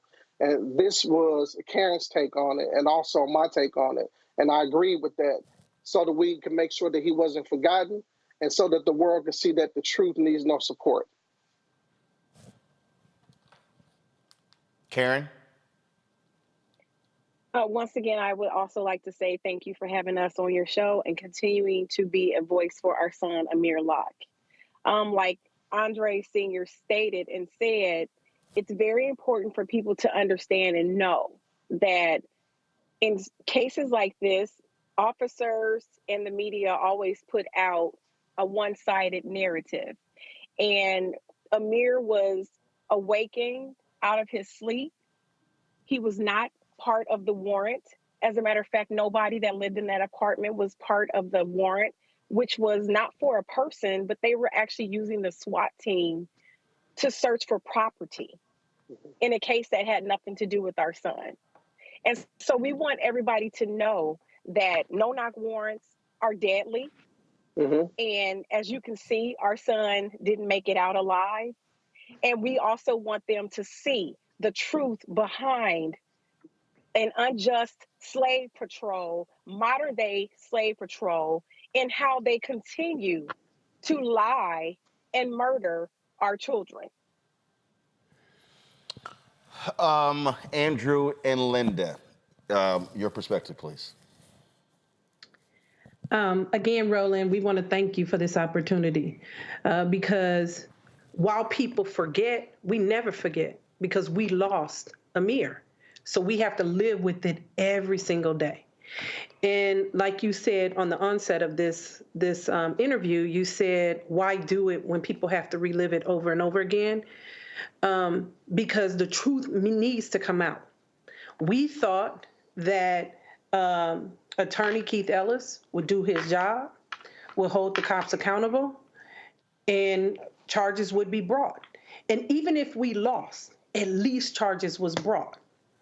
But when he didn't do that, it didn't sit well with us that we just go about our lives as if Amir didn't matter, as if they made an accident and oops, it was okay. And so we as a family should just get over it. And so when this first happened to us, we had recorded so much footage. And I said to my husband, because he's a filmmaker, I said, I want to do a documentary. I said, we have a lot of footage because we didn't know what was going to happen. And as a family who's never had to deal with this, we needed to be able to go back and look at those things and be able to process. Because anybody knows when a crisis happens in your life, you are not able to process it. And so we didn't even know what we was recording or why we were recording, but God knew. And he put it on my heart. And we decided to go ahead, do the interviews with some people and really allow the story of what really took place to really be brought to the forefront. And my brother Buddy said it earlier, this is the modern day version of Emmett Till. They walked in to a young man's dwelling with a key fob while he was sleeping and killed him. Back in the 60s, they went in and they took him from his sleep. So we have to say as a community, enough is enough. And we as a family, we're not accepting it. We're not just accepting it that we're just going to go away. So that's the reason why we decided to make sure this movie is told and this documentary and Amir's voice is heard because they silenced it 2 years ago today. This was one of the notion of banning no-knock warrants was one of the biggest parts of the George Floyd Justice Act that Senator Tim Scott, frankly, killed in Congress. But we've seen how other cities have looked at this as well, and this is being frowned upon. And so, is it still your aim that this becomes in a national bill where other families don't have to deal with this at all? Because we've just done way too many stories where this has happened and brothers have lost their lives as a result of these no-knock warrants. Andrew? Well, Congresswoman Ilhan Omar, she presented the Amir Locke Deadly No-Knock Warrant Act. And in the midst of that, of course, she's presented to Congress. It's still in the Congress. And we want it to pass, but the support on it, for some reason, it's just been sitting and it's been locked. So we do want a nationwide ban on no-knock warrants. Now, in the film, we actually show you the whole family. Buddy, you saw a clip of him and my wife as well and myself. We were at the Minnesota Congress. We were in the Capitol assisting in getting no-knock warrants restricted. So we have been able to get that stuff done in Minnesota, and it's a blueprint. This movie, Roland, it's a blueprint for what families should do and how they should proceed when they go through a crisis. Linda said earlier, what do you do? How do you know what to do when you're going through something like this, and when there's a tragedy that strikes you like this? I just started recording, man. I just started recording, and eventually we were recording for the sake of the courts so that we can go back and remember what was said by our family. But then as a filmmaker, producer, writer, director, editor, Linda, she made the unction. I said, well, I want to turn this into a movie. And she said, no, let's do a documentary. So I ended up getting the permission from Karen and Buddy, and they agreed to it. And it's been a hard thing for us because we've traveled to Arkansas. We've been to New York. In creating the film, we've exhausted monies to do so. And now we're just starting to see a little bit of light. We've been accepted into the Pan-African Film Festival, the Twin Cities Black Film Festival. I don't know if you remember here locally, WVON with Vine TV, Miss Melody Span Cooper received us. So we've been getting some wonderful support. And I too want to thank you as well for having us on the show because his message does need to be heard. When I think about Amir, really quick, when I think about Amir, I almost think about a martyr. You have someone sitting there and he becomes this martyr for no-knock warrants. Previous to that, it was Breonna Taylor. Well, this is not the Breonna Taylor story. This is totally different. They walked in, killed somebody, know they killed somebody, and then tried to cover it up. And what I did was I took 56 body cams and showed you what they did on camera in their own words. Nothing is filtered, nothing is altered. They say what they did, including the coroner's office, all the way down to, I mean, it is crazy what they do to black folk. So I just wanted to make sure that this becomes a modern day blueprint more than an Emmett Till story, because we have one of the family members of Emmett Till in the movie supporting us and helping us. So Lord willing, it'll turn into something much larger for when you have a 22-year-old sitting on the couch, the police can't come in and just kill them. And this is white, black, Mexican, Puerto Rican. This is not a black people story. This is an American story. They continue to do it, man. They continue to do it. And no accountability, Roland. No accountability. Yep, indeed, indeed. If folks want to get more information on the film, but also on the work that y'all are doing public policy-wise, Karen, where should they go? Well, actually, they can follow all of our Facebook pages. We also have a page set up for Amir Locke. And we always go on and we post information about everything that we're doing in honor of our son and just continuing to fight and get justice for him as well. All right, then. We'll appreciate it. Keep up the good work, and thanks for your service. Thank you. All right. Folks, go into a break. We come back. We'll pay tribute to actor, former football player Carl Weathers, as well as continue our tribute to the Black Eagle, Joe Madison. You're watching Roland Martin Unfiltered right here on the Black Star Network. For the last 15 or maybe 16 years, 18 years, I'll say, since when I moved to LA, I hadn't had a break. I hadn't had a vacation, probably a week vacation here and there. Right. This year, after I got finished doing Queen Sugar and we wrapped it up, because I knew I had 2 TV shows coming on at the same time. So I'm going to take a little break. So I've been on break for the first time, and I can afford it now. Praise God. You know what I'm saying? Right. So I can afford it. And I'm like, I can sit back and ain't got nothing to worry about, man. But this was the first time in almost in 2 decades that I've actually had time to sit back and smell the roses.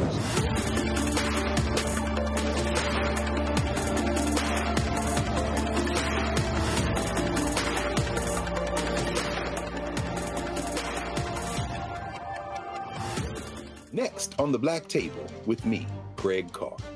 Immigrants lured off Texas streets and shipped to places like Martha's Vineyard and Washington, D.C. Believe it or not, we've seen it all before. You people in the North, you're so sympathetic to black people, you take them. 60 years ago, they called it the reverse freedom rides. Back then, Southern governors shipped black people north with the false promise of jobs and a better life. It's a part of a well-known playbook being brought back to life. So what's next? That's next on the Black Table, a conversation with Dr. Gerald Horne about this issue of the reverse freedom rides, right here on the Black Star Network. On the next, A Balanced Life with me, Dr. Jackie. How big a role does fear play in your life?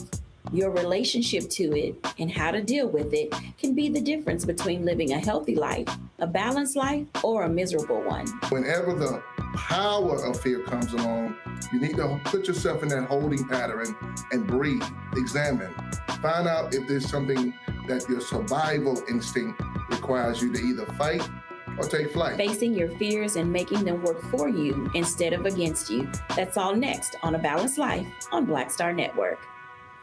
Hey, it's John Murray, the executive producer of the new Sherry Shepherd Talk Show. This is your boy, Earthquake. And you're tuned in to Roland Martin, Unfiltered.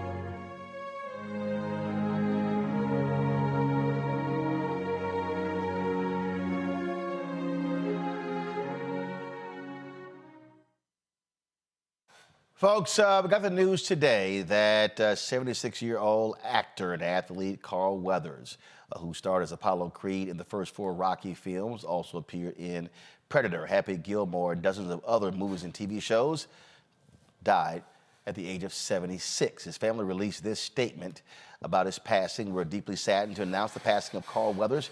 He died peacefully in his sleep on Thursday, February 1st, 2024. Carl was an exceptional human being who lived an extraordinary life. Through his contributions to film, television, the arts, and sports, he has left an indelible mark and is recognized worldwide and across generations. He was a beloved father, grandfather, partner, and friend. The New Orleans native played college football at San Diego State and briefly played professionally with the Oakland Raiders, as well as in the Canadian Football League, the BC Lions. In the 70s, he gave up football to pursue acting. He starred in 2 blaxploitation movies before landing his role in the blockbuster franchise Rocky. He's survived by his sons Matthew and Jason, and of course, wasn't Action Jackson set in Detroit?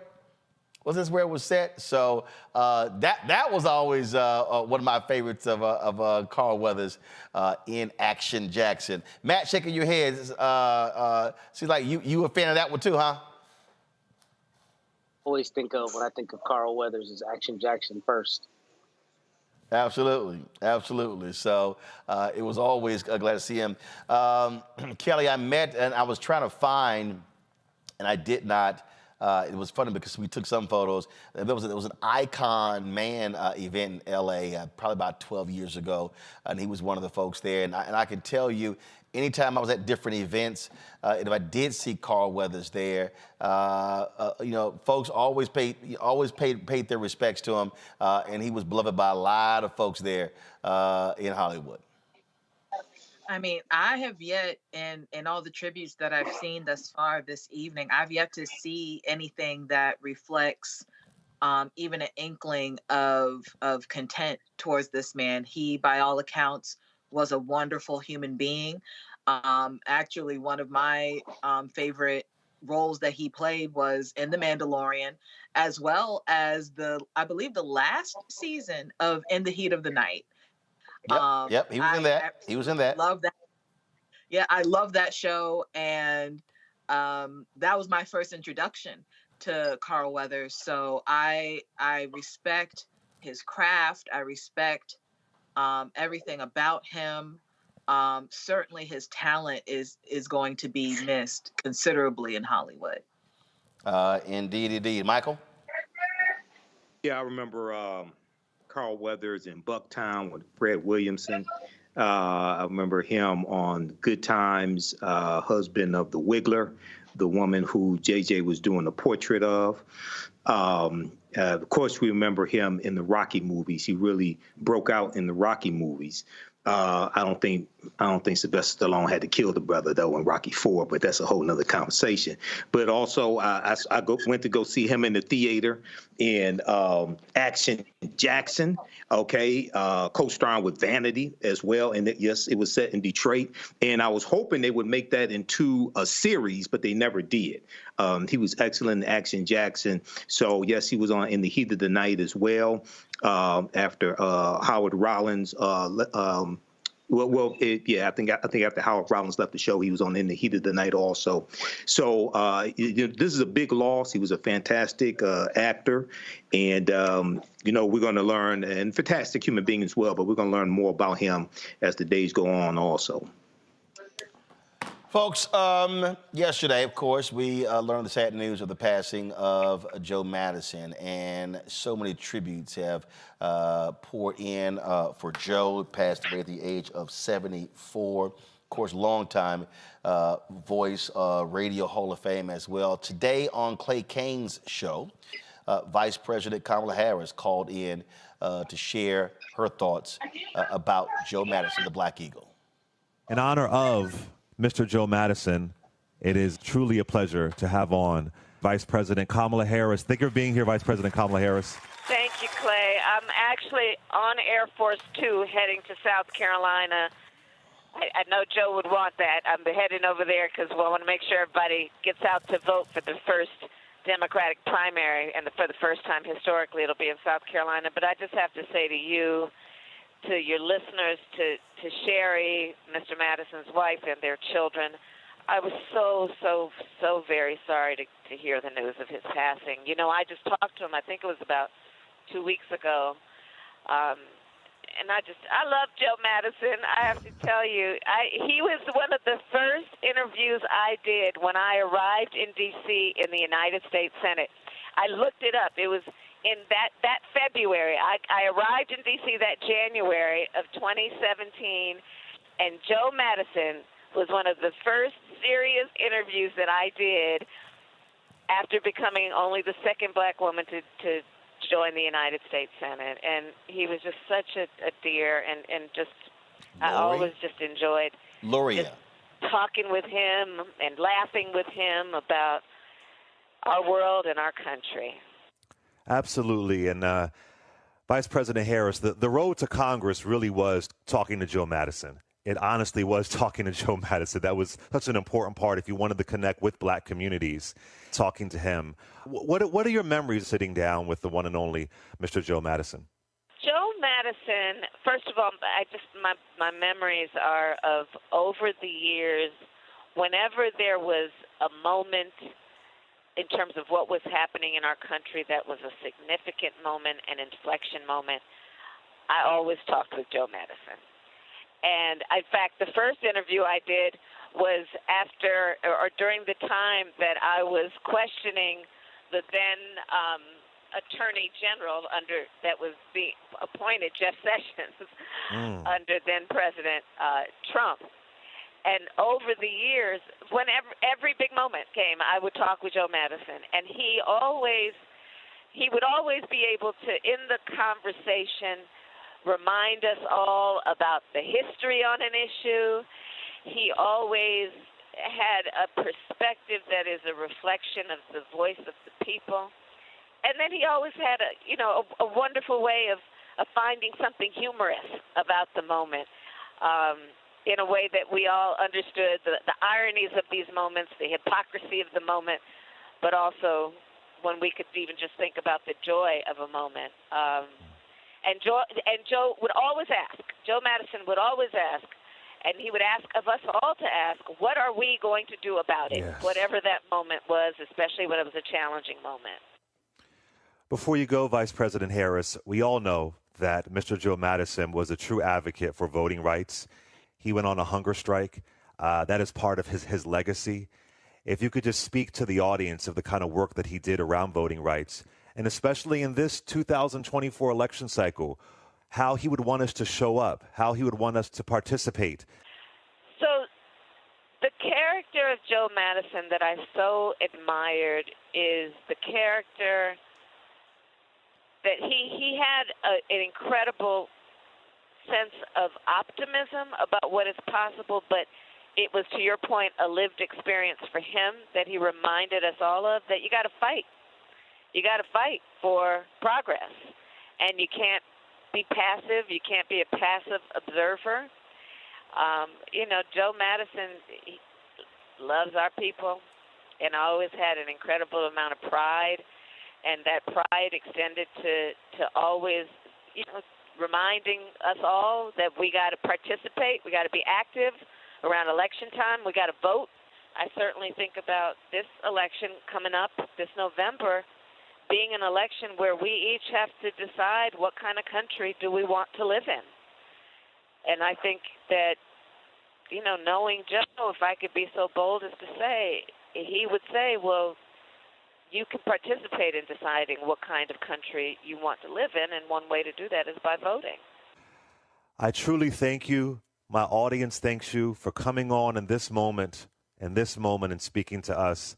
Vice President Kamala Harris, it is truly an honor. Thank you once again for coming on to honor family, Mr. Joe Madison. Thank you, Vice President Kamala Harris. I thank you, and let me just say, I know that all of the listeners are part of his family, and I know I will say it as somebody who has been honored to be a part of the conversations with him, that Doug and I, we send our prayers to Sherry and their children and to everybody, because I know how he really loved the people he worked with, and it was part of his family as well. So I'm just thinking of all of you, and let's just keep that incredible Joe Madison alive in terms of his spirit in our memories and in our thoughts. And thank you, and take care. I'll talk to you later. Thank Bye-bye. you. Vice President Kamala Harris honoring Mr. Joe Madison. Thank you so much. You have a good day. Be safe. Be blessed. Folks, President Joe Biden released this statement last night, posted on social media. Joe Madison was the voice of a generation, whether it was a hunger strike for voting rights or his advocacy for anti-lynching legislation that I was proud to sign in 2022. He fought hard against injustice. Jill and my thoughts are with his wife, Sherry, and entire family. Joining us right now is Melanie Campbell. She's president and CEO. Hopefully Melanie will join us soon. Lori Daniels Favors.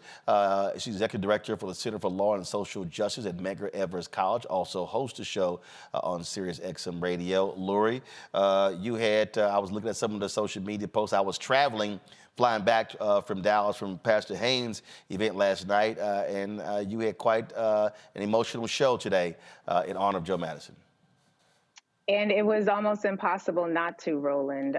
Quite frankly, there's this phrase that says when an elder dies, it's as if an entire library has burned down. And when it comes to Joe Madison, the wealth of knowledge that he shared, not just knowledge gained from study, but knowledge gained from experience, the way that he was completely selfless with mentoring young folk coming behind him, the way he was unapologetic in demanding excellence in service to this community and valuing our community. I mean, yeah, it was hard not to be emotional. It was hard not to be emotional. And I think anyone who was privileged enough, as you well know, to ever sit with him, speak with him, learn from him, we are all crystal clear about the role that he played, and this is a significant loss. And obviously, when you talk about someone who's on radio, I mean, it's people, it's family. People are calling in, they're sharing their thoughts and reflections, and you're literally with them every single day as they're in the car taking their kids to school,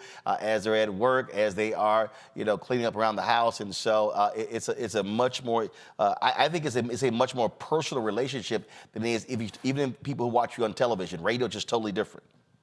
Yeah, and one of the things he cultivated was that sense of community. Today my show was dedicated to callers who just needed a space to voice, needed a space to share in grief and to mourn. And it was the honor of a lifetime to be able to take that slot following him, because we consider him the anchor at SiriusXM Urban View. He helped to not only create a path for all the rest of us, but he helped to curate the appetite within our community for knowledge. He helped to curate an appetite for desiring to answer that question, what are you going to do about it? And he wasn't asking that question to be facetious. And we actually had a caller on today who said that Joe Madison had chastised him once when he called in, and he wanted to know, when was Joe going to pass the baton? And Baba Joe Madison was like, I'm not passing you my baton.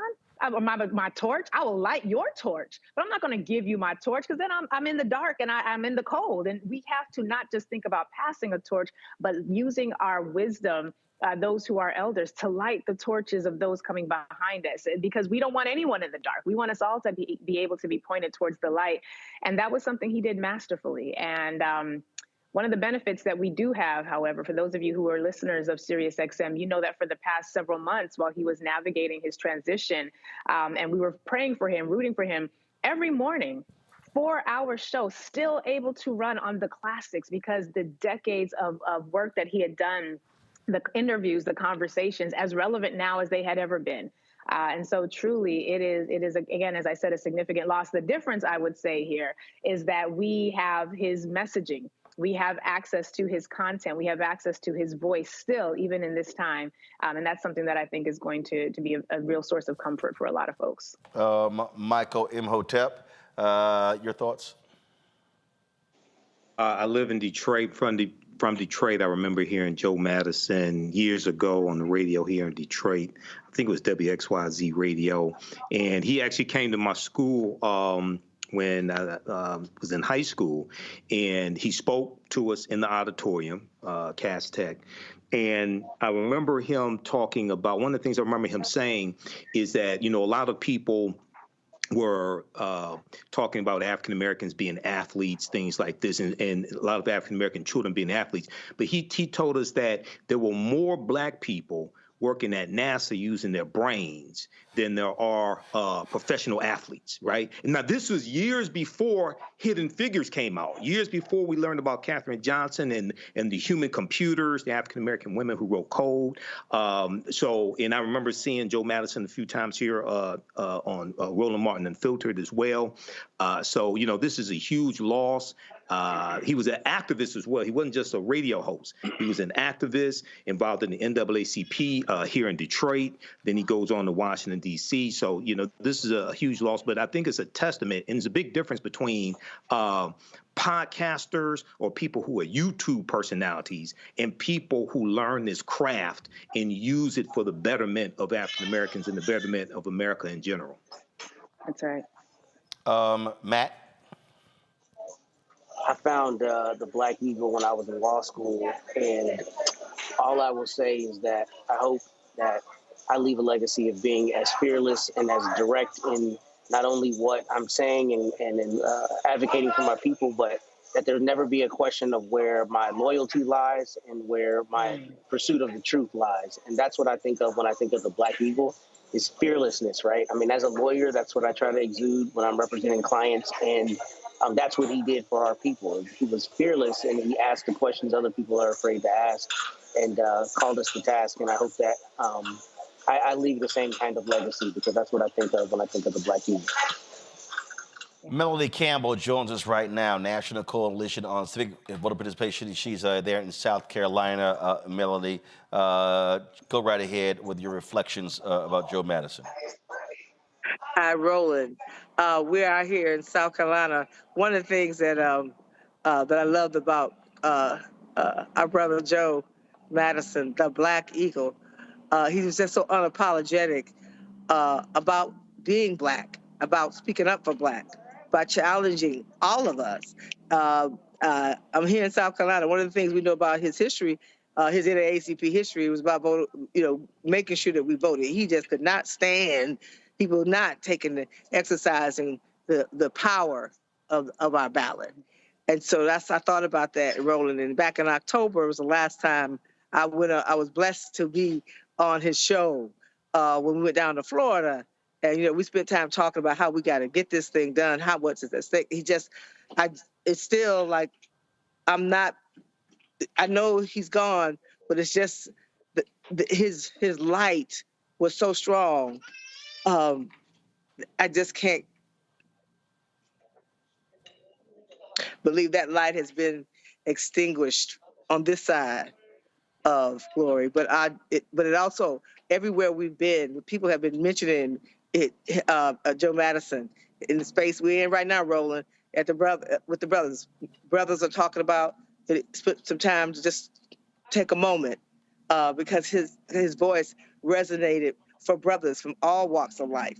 And so it's a great, great loss. And the only thing I know we do is we keep fighting and we keep doing the work while we're here. And I know he spoke with you Go right ahead. Sorry, go ahead.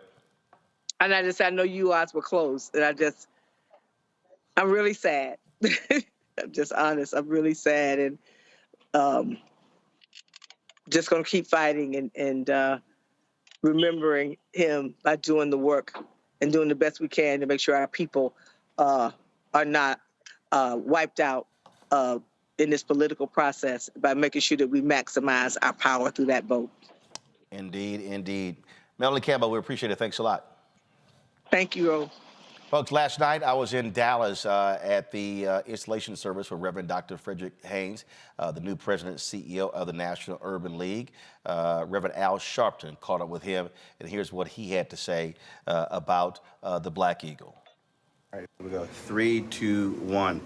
Just your thoughts on the Black Eagle, Joe Madison. Well, no one was longer and stronger in communicating to our people and to the world what liberation was about. He did it in season and out of season. And there will not be one that can replace Joe Madison. Joe Madison, the Black Eagle, lasted decades as a voice that was unfiltered and that was unafraid. And he'll be greatly missed, a real giant.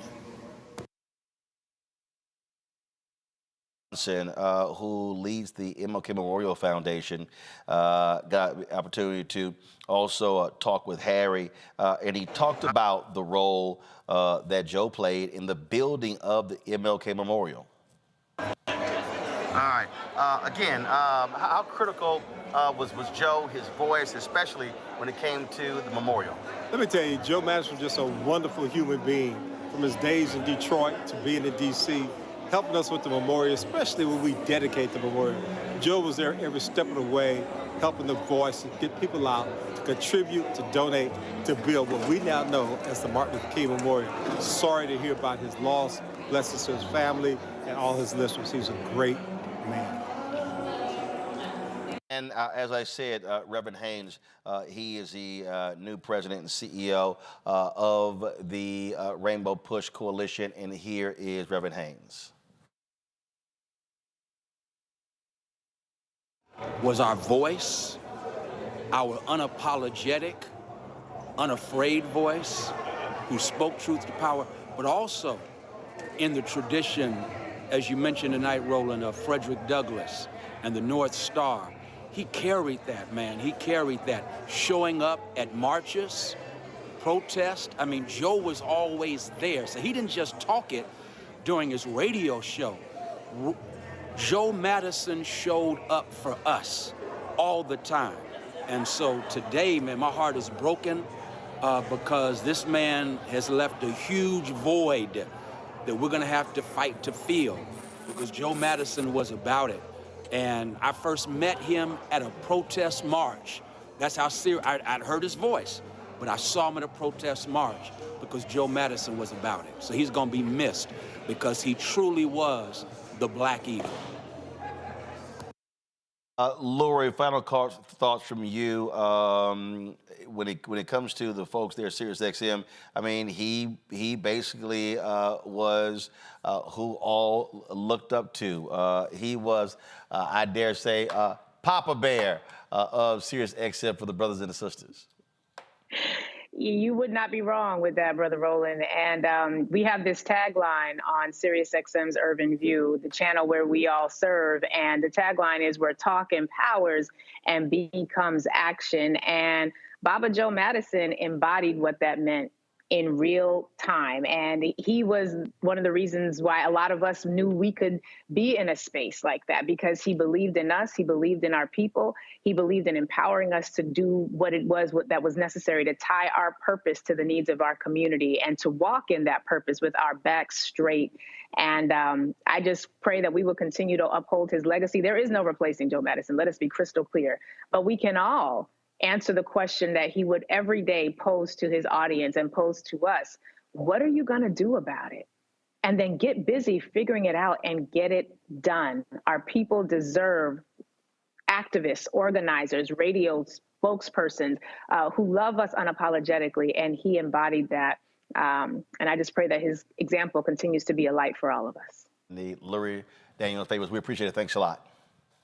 Thank you. Folks, going to go to a quick break. We're going to come back. We're going to talk about prostate cancer. Joe battled prostate cancer. We recently lost Dexter King to prostate cancer. And of course, Secretary of Defense Lloyd Austin was diagnosed with prostate cancer. We'll talk to a doctor next about the importance of African-American men definitely getting checked for prostate cancer. You're watching Roland Martin Unfiltered on the Black Star Network. Next on the Black Table with me, Greg Carr. Immigrants lured off Texas streets and shipped to places like Martha's Vineyard and Washington, D.C. Believe it or not, we've seen it all before. You people in the North, you're so sympathetic to black people, you take them. 60 years ago, they called it the reverse freedom rides. Back then, Southern governors shipped black people north with the false promise of jobs and a better life. It's a part of a well-known playbook being brought back to life. So what's next? That's next on the Black Table, a conversation with Dr. Gerald Horne about this issue of the reverse freedom rides, right here on the Black Star Network. Hello, I'm Jamia Pugh. I am from Coatesville, Pennsylvania, just an hour right outside of Philadelphia. My name is Jasmine Pugh. I'm also from Coatesville, Pennsylvania. You are watching Roland Martin Unfiltered. Stay right here.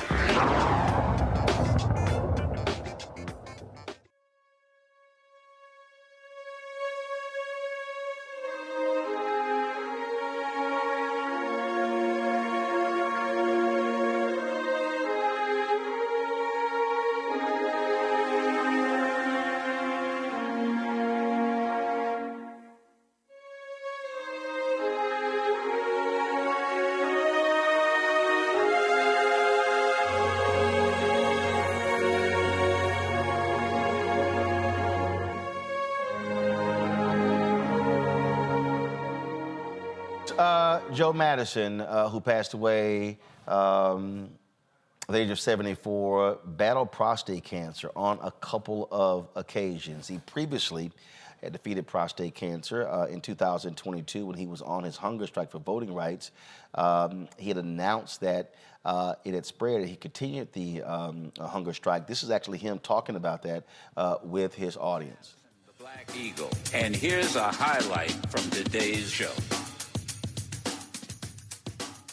I was looking down this list of clips, and we hadn't, the one clip I have not heard, and that is Jesse Waters. You're correct. Who mocked Joe Biden because for his efforts to cure cancer. It's number, play that one. We have it right here. Yeah, play it. You have it. Play that. I want to hear what he said. Play it. The President of the United States made a bold announcement today. He couldn't crush COVID, so he's going to cure cancer instead. In the last 2 years of COVID-19 pandemic, it's taken more than the pandemic has taken more than 800,000 American lives. But that same period of time, cancer has claimed 1.2 million American lives. Now that I am president, this is a presidential White House priority. What many of you don't know is that Joseph R. Biden Jr. is a modern-day Renaissance man. He cut his teeth riding Amtrak all those years, where he was able to read the paper while drinking coffee and handing the conductor his ticket at the same time. So rest assured, cancer will be cured by Joseph Biden, who would have been an oncologist if he didn't run for office. Oh, does Dr. Joe Biden have a lot on his plate? Give me a break. Stop. So he decided to mock the president because the president said, I'm going to make this a priority. And we're going to find a cure for cancer. It reminds me of another president. We're going to go to the moon within the decade. Now, he was off by a year or two.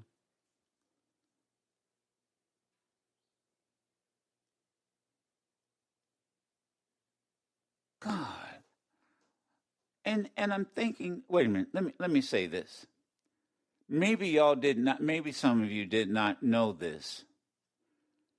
Michelangelo Signorelli, and we've been talking.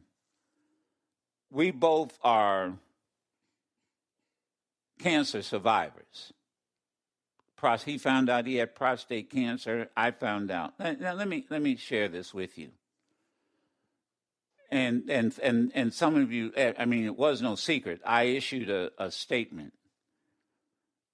I started the hunger strike on November 8th. And I think I mentioned, I did talk about it. I think I did. That by December, I had already been 30 days plus into the hunger strike and found out that my prostate cancer through CAT scan and MRI had spread. The cancer cells had spread to the shoulder and different parts of the body. But the doctor, the oncologist, and he's a combination of oncologist and a urologist. Yeah, urologist. So he said, I looked at the CAT scan and he said, it's spread. Now, how do you want to deal with it? And so the first question was, well, does my protest will it enhance? I mean, will it hurt? Well, should I stop the hunger strike? He said, no.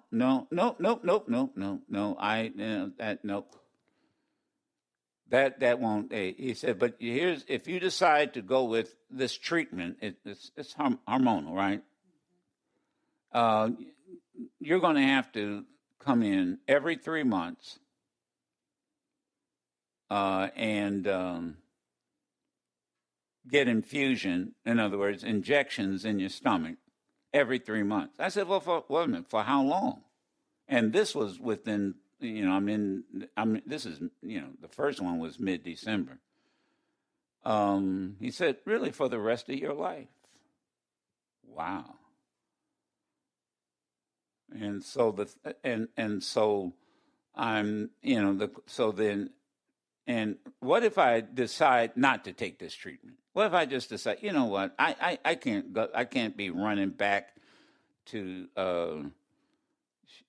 the hospital every 3 months and going through and getting an injection? What if I'm thinking this, I wasn't speaking it, I was thinking it. What if I just say, forget it? And I just won't bother for this kind of treatment. So what would happen? And the urologist, very in a deadpan kind of way, well, you'll be dead in a year and a half. Oh, and by the way, during that year and a half, we'll be giving you pain medication because you'll be in tremendous pain. Oh, okay. Well, that answers that question. What do you say, Sherry? Every 3 months doesn't sound bad. Every 3 months. Folks, joining us now, Dr. Terry Mason. He's the host of The Doctor in the House with Dr. Terry Mason on WVON Radio, 1690 AM, the Talk of Chicago.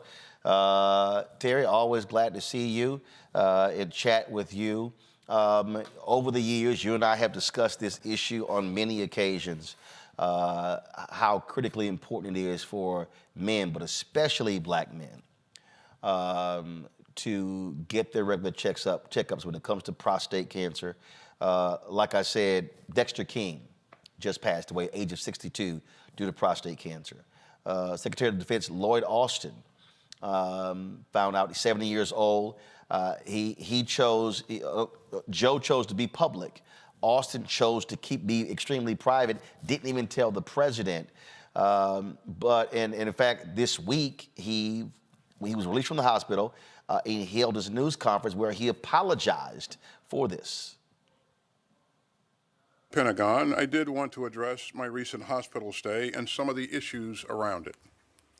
I'm recovering well, but as you can see, I'm still recovering. I'm still having some leg pain and doing physical therapy to get past it.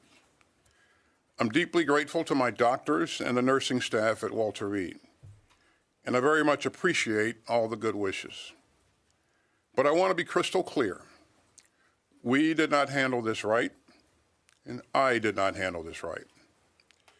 I should have told the president about my cancer diagnosis. I should have also told my team and the American public. And I take full responsibility. I apologize to my teammates and to the American people. Now, I want to make it very clear that there were no gaps in authorities and no risk to the department's command and control. At every moment, either I or the Deputy Secretary was in full charge. And we've already put in place some new procedures to make sure that any lapses in notification don't happen. In the future, if the Deputy Secretary needs to temporarily assume the duties of my office, she and several White House... So, Terry, look, people decide on their own. Do they want to go public? Do they want to remain private? When Richard Roundtree was diagnosed with pancreatic cancer, he didn't tell anyone. He didn't tell the woman he was involved with that he was dating, and he chose to keep it private. I remember talking to, I do remember talking to Richard, though, about breast cancer. And when he said he initially wanted to be private, then he went public. And he got on an airplane, and a flight attendant said, "Thank you so much for telling your story, because after you told your story, I made my husband go get checked, and he was diagnosed with breast cancer, and your testimony saved his life." That's not uncommon, that one person catalyzes a movement, and it's a great thing, especially men in cancer. You know, being a urologist for nearly 30 years, you get to see that men, though we are portrayed as being super strong and super vigilant, sometimes it's very difficult to divulge these things because it may make some of us think that we're being weak. And so that's not true. You know that's not true, and I know that's not true. Mm-hmm. So what I will say is this, and that was why when I was in practice, what I did, we started a group, a prostate cancer survivors group, where we actually had the patients, the husbands, and the wives, anybody else in the family that wanted to come and share. Because what happens when you get something like this, a lot of times you think you're the only one, and that's not true. And there's comfort in knowing that there's other people that are going through what you're going through, especially with some of the side effects of some of the treatment, particularly the hormonal treatment. Because what happens, if I can take a minute, if that's all right. Go ahead. What prostate cancer, we believe that it is fed by the male hormone testosterone, which is made obviously in our testicles. And one of the treatments, particularly as we get more spread of the disease, is to remove the source of the testosterone, which is the testicles. And in the old days, that's what we used to do. I used to take out the testicles. But nowadays, they have a drug that they can administer that lasts for 3 months, 6 months, or in some of them over a year, that actually shuts off the testosterone. And what happens is it puts men into menopause, just like a woman. They start having hot flashes. It's a very difficult thing to deal with, but it is one of the treatments, along with the other chemotherapeutic agents that some of the oncologists will talk about. And I'll stop right there. I remember when there were some changes to the PSA test, and I had you on. I can't remember. It could have been the Tom Jordan Morning Show or my TV One show. I can't remember. And you were like, "Nah, bros, don't listen to that." And you had this conflicting information. So when it comes to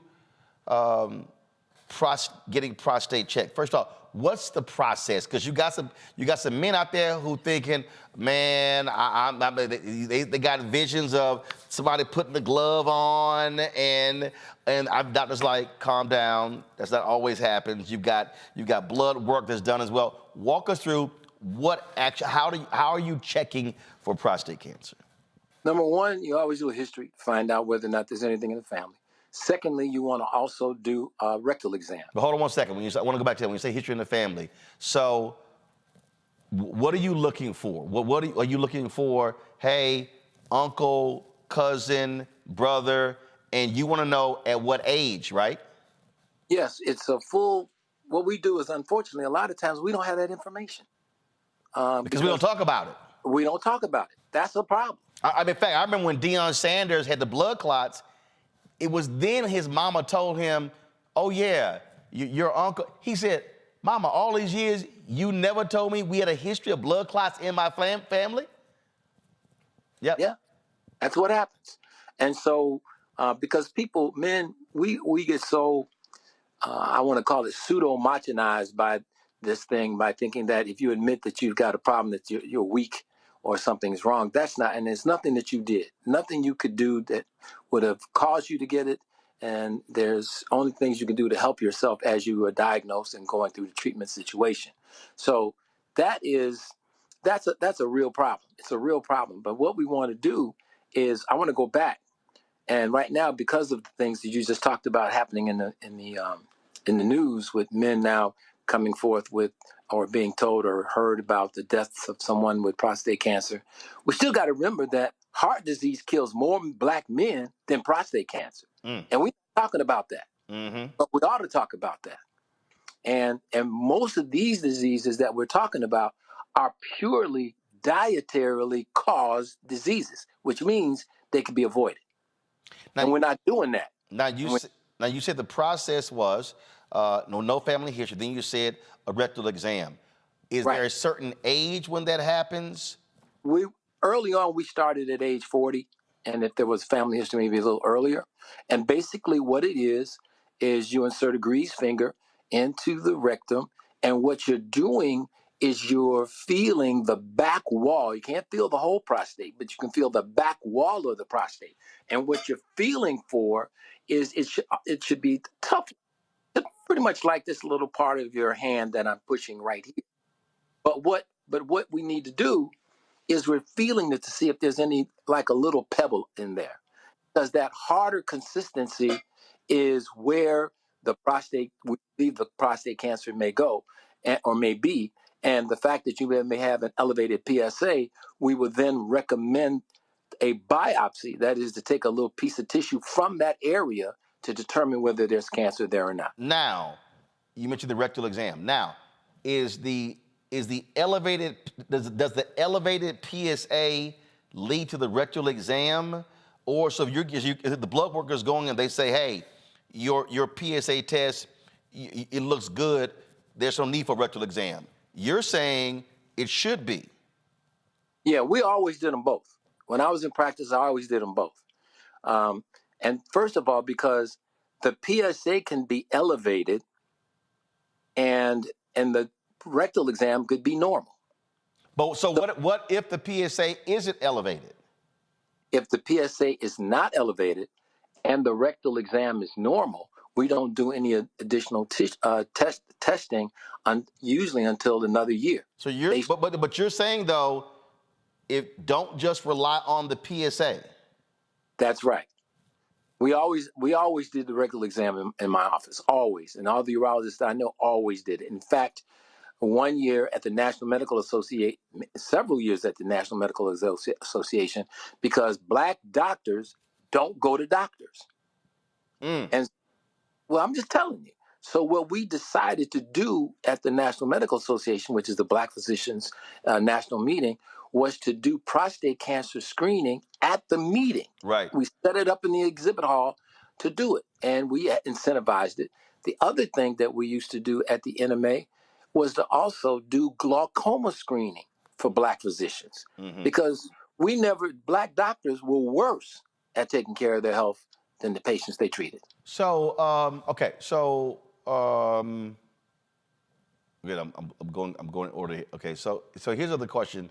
Then I'm going to have Matt and Mike ask a question as well, and that is,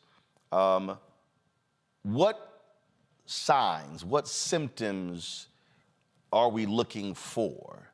You often hear that, okay, if you're urinating multiple times in the night, I mean, you hear different. So what should we be looking for in terms of symptoms? There are no symptoms of early prostate cancer, period. No, really? No symptoms. No. It's diagnosed usually because you find a nodule, or more likely, you've got an elevated PSA. That's what drives most of the biopsies, that taking tissue from the prostate. Symptoms are the archaic, backwards way of thinking about disease. There isn't a symptom that you have in the earliest phase of disease in almost any disease that you can get. Most symptoms come late, after they're causing a problem. So that's why the symptoms are the wrong way to think about it. And if you think about the prostate and the symptoms referable to urination, the symptoms that you get may be frequency, urgency, when you got to go, you got to go. None of those are specific for cancer. Most of that is going to be more related to just enlargement of the prostate and no cancer at all. Michael, your question for Dr. Terry Mason. All right, Dr. Terry, thanks for coming on, sharing this with us. So I know you talked a few minutes ago, you talked about testosterone contributing to prostate cancer. But talk about, if you can, the role that diet may contribute to it, consuming red meat, different things like that. Does that contribute to prostate cancer as well? A lack of exercise also. I am so happy you asked that question. Let me tell you something. Now, as what I do now, and I'm retired, happily retired, but what I do now is we have to get to the cause of our diseases. And most of the causes that we have are food. Nobody has a heart attack a heart attack is a food-borne disease. Stroke is a food-borne disease. Vascular problems in the legs is a food-borne disease. These are all diseases caused by food, so much so that I'm convicted that I left practice and became a farmer. Because the question, I don't see anything. I have no patients. I don't want to see any patients. What I do now is I cannot any longer take my time that I have left on the planet to deal with the effect of something. I now need to focus what time I have that left on the planet with my colleagues to deal with the cause of the problem. And we get so excited about all these other things. And the problem is, did you know that eating, and this is from the American Institute of Research on Cancer, 800 scientists in the world, that said that one hot dog, or 4 strips of bacon increase your colorectal cancer risk by 18%. Now, we took that information and we shut down the bacon cooking and what have you in the cafeterias in the hospital. Why should we be, when we know this, why are we serving this to people? Right. And I'm a vegetarian, and there was an article and a study that came out recently. It was late 2023 that talked about how eating one hot dog takes off something like 45 minutes off your lifespan. Well, I just told you what it does. It'll take your lifespan away completely. But one of the other things that we do too is we need to understand that our food that we eat, particularly processed food, is very inflammatory. In other words, and I am going to put in a shameless plug for my one of the movies, Forks Over Knives, where you could see a nice video demonstration of what this means. And you can see that the blood vessels then, because of what we're eating, there's a reaction and causes the blood vessels to become inflamed. And that repair process is what causes the blockages that end up as strokes, heart attacks, and things of that nature. So what we've done, what I've done is that said, I asked God to give me the direction. And right now what we do is we want to grow food, and we want to grow our own food in our own land so that we know exactly what we're getting, and we know that we're getting the most nutrient-dense foods we can get. We are not going to solve this. Let me tell you something. And this may sound heretic. there is no value proposition in the current medical system for health. Current medical system, the value proposition is based on managing disease. That's where the pharmaceuticals make their money. That's where hospitals and everybody else makes their money. That's how they extract the value. And I'm not saying that's bad. I'm just telling you that's what it is. And so if we really going to be serious about trying to do something about cancer, if we really want to be serious about trying to do something about stroke, heart disease, other diseases, we got to do that by really changing. We got, for example, all these things that we eat. And Dean, and I'll just give you one quick example and I'll shut up. Dean Ornish did a study looking at men with prostate cancer. And what he did is he took the group and divided them in two groups. And one group got nothing but a plant-based diet, eating those kinds of things. And the other group ate the other foods. And the plant-based group also got meditation and things of that nature. Now, two things happened. He then took some prostate cancer cells and he took the blood on both of these different groups and he dripped the blood from the group that was eating the plant-based food and doing yoga and some other things onto prostate cancer cells. They killed 79% of the cells. In the group that was eating the regular diet, eating the American way of death, what they found is that when he dripped the blood on, this is peer-reviewed data, this is not my opinion, this is peer-reviewed data. When they dripped the blood on those prostate cancer cells, none of them died. So the question, well, what kind of blood do you want in your body? And this is not, and I don't believe in diets. I don't. I believe you eat to live or you either eat to die. And if you are eating fast foods, if you are eating things that are processed, if you are eating things that are far, far, far away from their origin in terms of the ground, that's why we're farming. Because we do sustainable farming. We don't use any pesticides or anything like that. And if you don't grow your food, you don't know what you're eating.